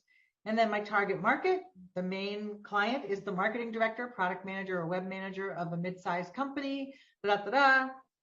Competition, there are thousands of copywriters out there providing newsletters, but this one talks specifically about the benefits of following a methodical, structured approach to writing clear, optimized content. So every issue had, I would send it every Tuesday night, and then I would archive it on my website. The length was about 200 words for the main column, and then short tips and things, kind of like what my website looks like. And then topics, what exactly, these are sample topics. What exactly is optimized content? Content clarity defined, its benefits and how to get there. What's the first step in optimizing a website? How do keywords work best for optimization? What's the 3 to 5 second rule of attention span, etc.? You can do the same thing for yourself. And you can look at this at your leisure in the slides or, you know, whenever you want on the member page for this program, but I'm just showing you what I did for myself. So it was very clear. I could go back to this. What was I going to focus on again? And I could go back to this. So that's what I did for quite a while. And I did build a nice list. And yeah, it totally worked. And I highly recommend you trying it. Now, I'm just going to show you a couple of awesome newsletters that are current out there from AWI members. Member Julia Borghini, for example, she's a B2B writer in the software, mainly the software and IT world. So she has something hilarious, I think, called the Irregular Newsletter. So she sends it out when she has something to say, when there's something important to talk about. So, you know, sign on up and get the great stuff. Now, what's cool about her is below this description of the newsletter and the sign up box, she has a few archives so people can get a taste of the great content they'll get if they subscribe, which I think is genius. Okay, because then you're giving a taste of what fabulous information they'll get if they subscribe. Now, another person near and dear to our hearts here at AWI is Heather Lloyd Martin. She's an SEO expert. She's actually the person who trained me way back on SEO and helped me bring my practices to so many clients, my SEO skills. But she's still out there training people night and day, and she has an amazing, she trained a lot of corporate companies, you know, their in-house staffs on how to do SEO content. So she has a free newsletter called the SEO Copywriting Buzz. It's snarky, fun, and geek speak free. I love that. And then this is just a sample of some of the things in her newsletter that I got recently. So lots of stories and teasers to go read the full articles. You can do this. All right, and then I found one more online, Lisa Stockwell. So I wanted to show you one in the healthcare niche. Hers is, let's see, just simply over on the right, that orange box pops up when I went to her website, and it said, need inspiration? Join my monthly newsletter to receive insights on effective healthcare content marketing. So the marketers in that world will love her newsletter because she's providing tips for effective healthcare content marketing. So who would they hire if they need to do some content marketing in their world? Her. She's the one. That's how that works. So you really should take this opportunity to promote yourself in this way and get attention and stand out to clients who will love you. All right. So now it's your turn. What are you going to do? How are you going to create your newsletter? Keep following the lesson below and then set it up and launch it. If you do launch a newsletter promoting yourself, please let us know. You can email us or put it in our Facebook group. But we really wish you great success with promoting yourself, landing clients, and becoming an e-newsletter whiz kid who helps clients galore and makes a lot of money doing so. All right. So continue with this lesson below for a step-by-step guide on how to set up and launch your own newsletter, and then go out, go forth, get those clients and get that income. I hope you have a blast. Thanks for being with us. Hi, welcome back. Now we're in lesson 4, and my video is about subject lines that attract interest. Why are subject lines worthy of an entire video from me? Well, they're critical for readership. If the reader does not like the subject line, or isn't attracted or interested or intrigued by the subject line, or doesn't recognize the subject line being from someone they trust, they're not going to open the e-newsletter, right? Now, before I dive into the best practices of subject lines, I want to mention something as well, the from part. Who is the e-newsletter from? Remember when people are scanning their email list every day, all of these emails they've gotten, they're going to be scanning who's the email from and then what is the subject line. So ideally, if someone has signed up for a newsletter, it would be a person from that newsletter or that company or that brand. So as you can see here at the top of my image, Jess at Cook Smarts. So it's coming from Jess at Cook Smarts. That's nice. It's really personal. It's Jess talking to me. Then we have Donald Miller from Business Made Simple. Further by Brian Clark, Social Media Examiner Michael Stelzner. Those are all recognizable names that you signed up for and that they're writing to you. So the name is great. If there's no name, it's okay if the from is the newsletter name too, because you signed up for that. It's recognizable. If you like what they've been sending you, you'll open this one too. So Morning Brew, The Daily Good, Microsoft Viva, all of those are great. Blue Apron. As long as there's some, and Hung Lee is actually a name version, so I'd put him in the first group, but this is actually from my email list. So I just grabbed a bunch of froms that were in my own email inbox for newsletters. I separate all my newsletters into a different folder, but this is how they all showed up. So that's pretty good. Now, the business name is not as exciting, but it is recognizable, so I'm going to let that go. At least I know it's from something or an entity that I signed up to hear from. Does that make sense? I hope so. The worst is sometimes I'll see the from is no reply at bizname, blah, blah, and you're like, who is that?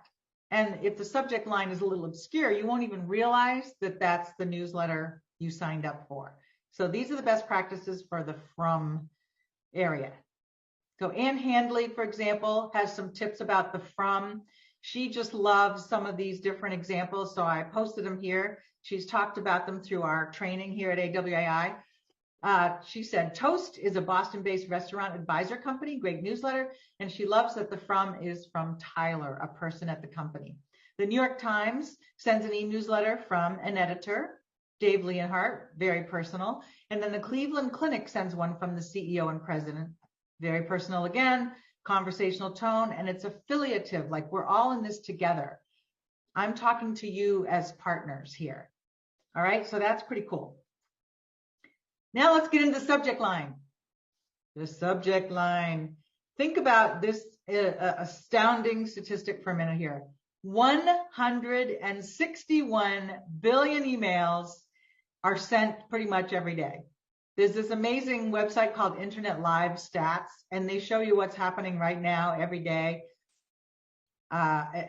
So think of your own email inbox on a single day. You might not get a billion emails, but you get 50 or more, all kinds of companies, lots of spam, things you actually want to hear from, your mother. It doesn't, it's all in there. And you're scanning quickly through.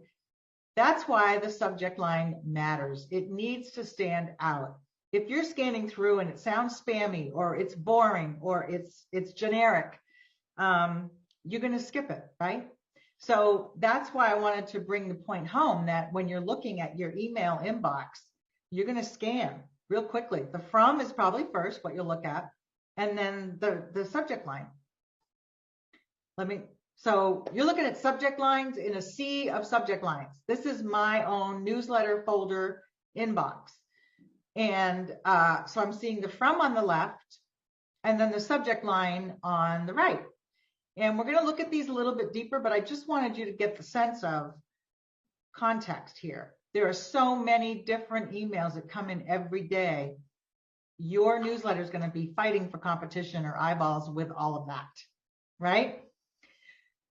So I have collected from various amazing sources the top 7 subject line best practices. And these are from all kinds of thought leaders and industry websites who study these things every day.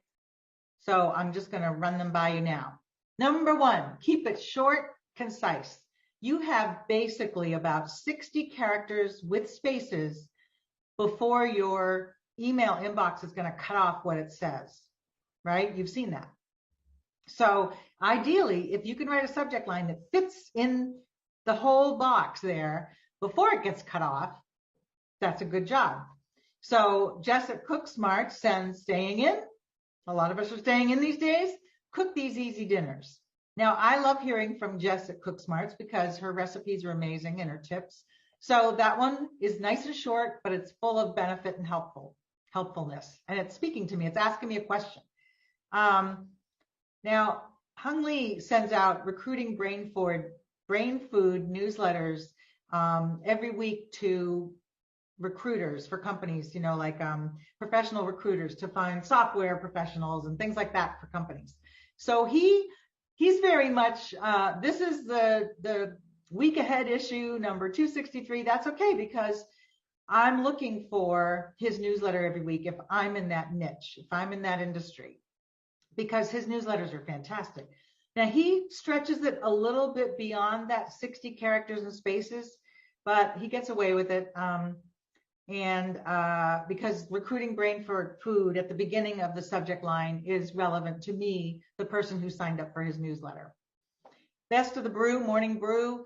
How short is that, right? I want to read that because I like their newsletter and they send out something daily, but when they compile something into their best, that's interesting too. So super short. And then I like Minted, meet our community of independent artists. Minted is a newsletter I signed up for because you can create, like take photos of your dog or your kids and make wonderful calendars and mugs and other gifts from that. So wedding invitations, things like that. So they have artists that work with them and create beautiful designs that you can use. So I'd be interested in that. See how short those are though? That's a big rule. Tell them what's inside with curiosity and intent. Intrigue. So I love these subject lines because they do that. The ingredient missing in your chicken noodle soup. That's curiosity, right? Or intrigue. Like, what is missing from my chicken noodle soup? And is it going to make my chicken noodle soup 10 times better? I need to know. Donald Miller has a subject line. This is kind of shocking. I have to know what he's talking about. What's shocking? How about it's time for a new adventure? Ooh. A new adventure? Tell me more. Okay, how about endless ideas for your social media posts? Wonderful. I'm curious as to what those ideas are, because I'm out of ideas for my social media posts, right? More cancellations. There have been a lot of cancellations lately with travel and things like that. So what are they talking about here? And then I like your 2021 sustainable gift guide for the holidays, because I have friends and family members who are very much interested in sustainable living. So I want to see that. Okay, so curiosity is a really powerful tool. The next one is what we call AWAI's, the 4 U's, and I hope you know this by now as an AWAI member. But the 4 U's are useful, unique, urgent, and ultra specific. Now, some of the subject lines I already showed you follow these 4 U's. Like the ingredient missing in your chicken soup is useful, unique, and very specific. I wouldn't say this one's urgent, but 3 out of 4 is pretty good. So as you look at different headlines, you'll want to think about these 4 things as kind of a gut check on how you're doing. Is it to make sure it's interesting and going to be opened? Is it useful to the reader? Is it unique, meaning not what you see every day? Is there some sort of urgency to open it now? I don't see any right here that are, but you will see some like time running out or discount ends today. That's the urgency part. And then ultra specific is really always great to help. Like the ingredient missing in your chicken noodle soup is ultra specific. Like, what is that one ingredient? I have to know. And it's specific to chicken noodle soup. Number 4, make the reader feel special. Treat them with special offers or other perks. I have another set of subject lines I grabbed from my own inbox. And I think that special offers, special here is for, this is for you only, or other perks are really, really helpful. Let's see what we have here. Our editor's favorite wholesome fall movies. That is special because let's say you're raising kids and you don't want the fall movies that are going to be not appropriate for those kids. So you'll want to read this unique special collection that they put together for you. Let's see, I'm trying to think of if there's anything else. A workout routine for your empathy muscles is very interesting. Create something one of a kind with Minted. That's special, that's unique. Anyway, so I like looking at subject lines to make sure that they are talking to me as a member and giving me as a member something specific. Make it well-timed, newsy, and appropriate. So breaking news or this just in is a wonderful way to get attention. Again, I keep using these similar samples, but the last one, why the surge in VMI programs, that is something very timely to that market. Now, this is a technical company selling to technical customers. They will understand what VMI is. I forget what it is, honestly, but we're going to show you an example later. But it speaks to them, and there's a surge. So it's very newsy, very, very urgently happening now. And their readers need to know why. So that's an example of a well-timed newsy or a breaking news kind of feel. Use the active voice. I really like passive voice is kind of set back and boring, like these things happened. But these, like, let's just take Michael Stelzner's here. Endless ideas for your social media posts. That's an active voice. I'm giving you ideas right now for your social media posts. I got to open that and see what he's talking about. All righty. Pose a must know the answer question. So again, that Optimus e-newsletter is leading with why the surge in VMI programs. Now for that audience, that's a valid question that's intriguing. Okay, and then personalize. I'm going to give this as a bonus. You want to personalize your emails or test it sometimes. Like I just grabbed 3 AWAI newsletters and we test. They used my name in some of them. They didn't in others. They're testing all the time. We are. You can help your clients test personalization too. It has been proven that personalization can boost open rates, but not if you use it every single time. Then people get kind of tired of it, like pam, pam, pam, pam, pam, as you can see here. it gets, overkill. It stops being effective if it's used every single time. One more note on subject lines about testing. Test everything. You can test personalization. You can test putting in a number. You can test a deadline versus an offer % off. You can test all kinds of things. You can help your clients take their list of e-newsletter signups and send 2 different versions of the subject lines and see which ones got open the most. It's so much fun to do that because then you can just get stronger and stronger at writing subject lines for your client. And you never know until you test. So with that, I'm going to have you continue with the material below so you can see the other content elements beyond the from and the subject line and keep going with understanding how newsletters work. Thanks, and I'll see you in the next lesson. Hi again. Welcome to lesson 6. In this video lesson, we're going to talk about how to gather the best information for writing newsletters, information that will make you look like a genius and be super valuable to your clients. So the secret to being your client's newsletter superhero is to make the job practically effortless for them. So you're going to do the legwork, you're going to dig in and find what you need so you can go ahead and write. And really all they have to do is approve the topics and then approve the content after you've written it. So let's take a look on how you can gather information like a pro. First of all, you always want to start with a clear direction.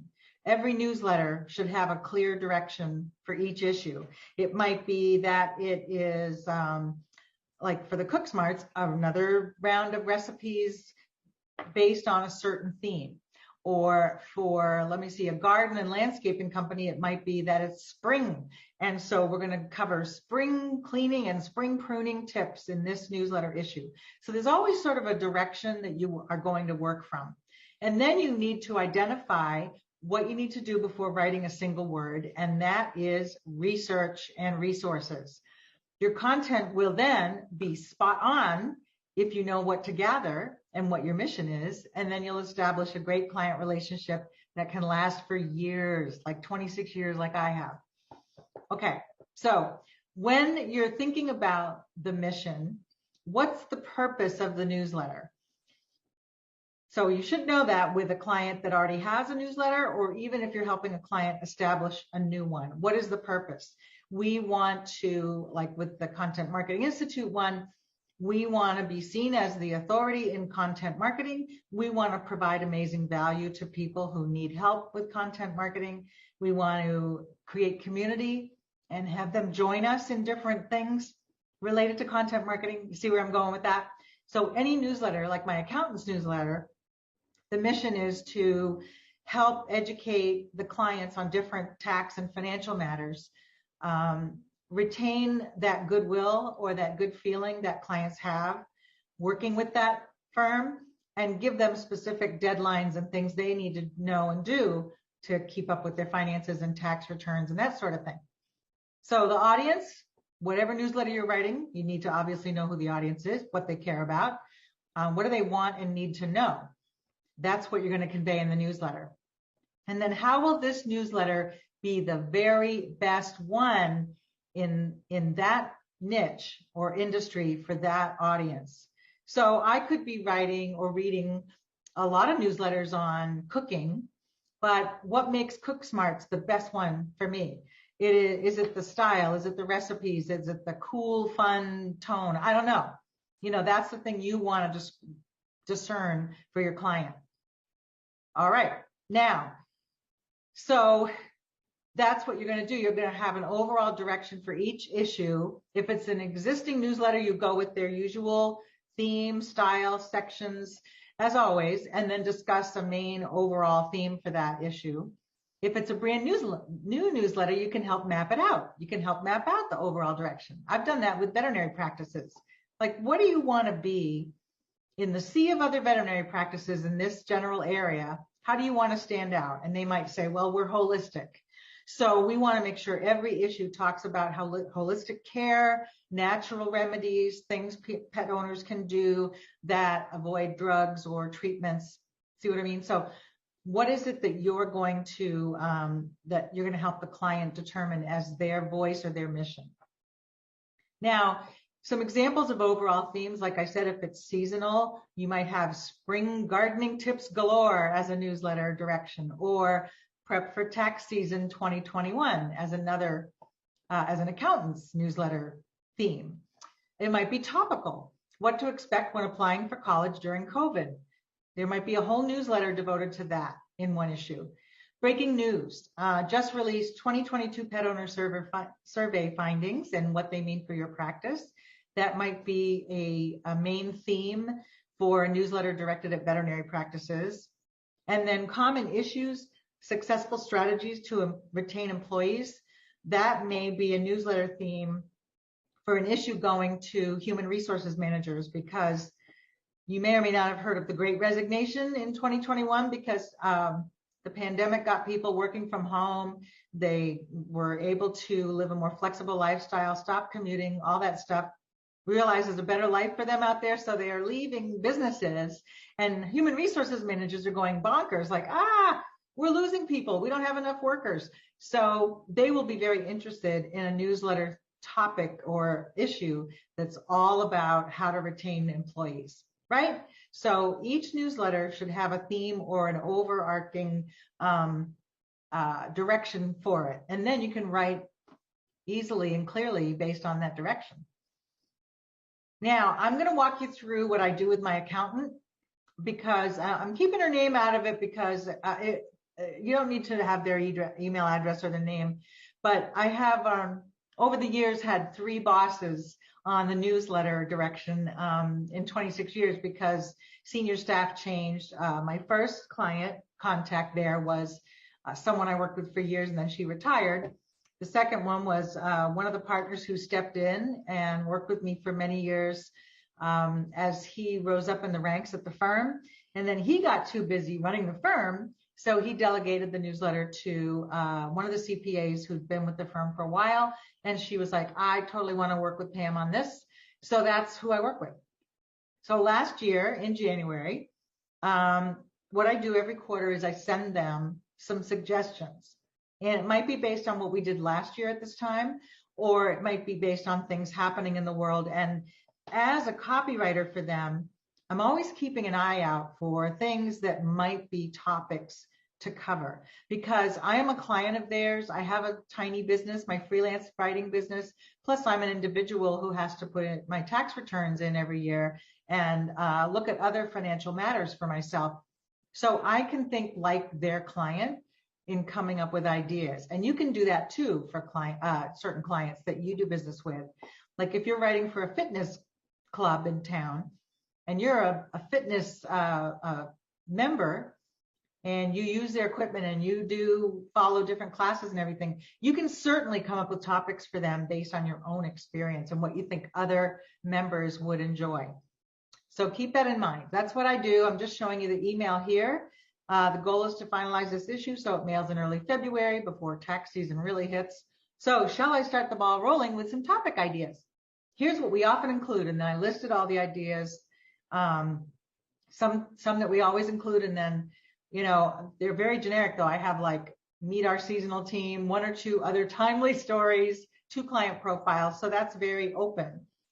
And then she appreciates that, because then it helps her think about other stuff she wanted to make sure we covered. So in the highlighted areas, those are things she added for me to know and to research. She also attached some documents related to what she wants me to cover. So that helps me a lot, because she is giving me a resource to work from. And same thing with this link.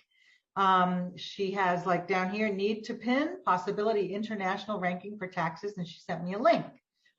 And so I have some stuff from her that I can work with. I don't have to come up, you know, with information out of the air. Now, sometimes I do, like if I say, I want to write an article about Airbnbs and the tax implications, she's like, oh, that's awesome. Can you research and write that? And I will, because that's fun. I can do that. Okay. And then she provided 2 specific clients for me to go ahead and interview and profile. So that's how that works. And then on the same email that she sent me, I've now highlighted the pieces I need to do on my own. I need to interview and then profile the new staff member and the seasonal person. I need to go ahead and contact these two clients. And first, I usually start by email and ask them a few questions. And then if they want to get on the phone and talk, totally can do that too. It's up to them. But I'm just showing you, she'll just give me something and then I have to run with it. Now, I've been doing this for them for 26 years, so I'm really comfortable with this back and forth like this. You may need to get on a Zoom call and talk through, or you may need to talk with some other staff members like the head of customer service at your client's company and ask them, you know, what are some of the questions that people are asking right now? All right. And then finally, my client emailed me one other topic that she thought of for that one or two other timely stories thing that I put on the first outline. And she said, you know, the IRS is still behind on processing this. Have we mentioned signing up for electronic funds transfer process? I believe that's what that acronym meant.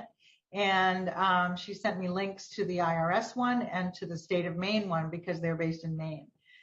So that's all she gives me. She wants me to talk about that subject, and I need to go and do a little digging and find out what people need to know. What do readers need to know about this? Okay, so given that direction and those resources, both from the client and what I come up with, you just start collecting and start writing. So the way that you pull together or gather everything you need is a mishmash. It's kind of a recipe. So you'll use the client provided resource and read through those.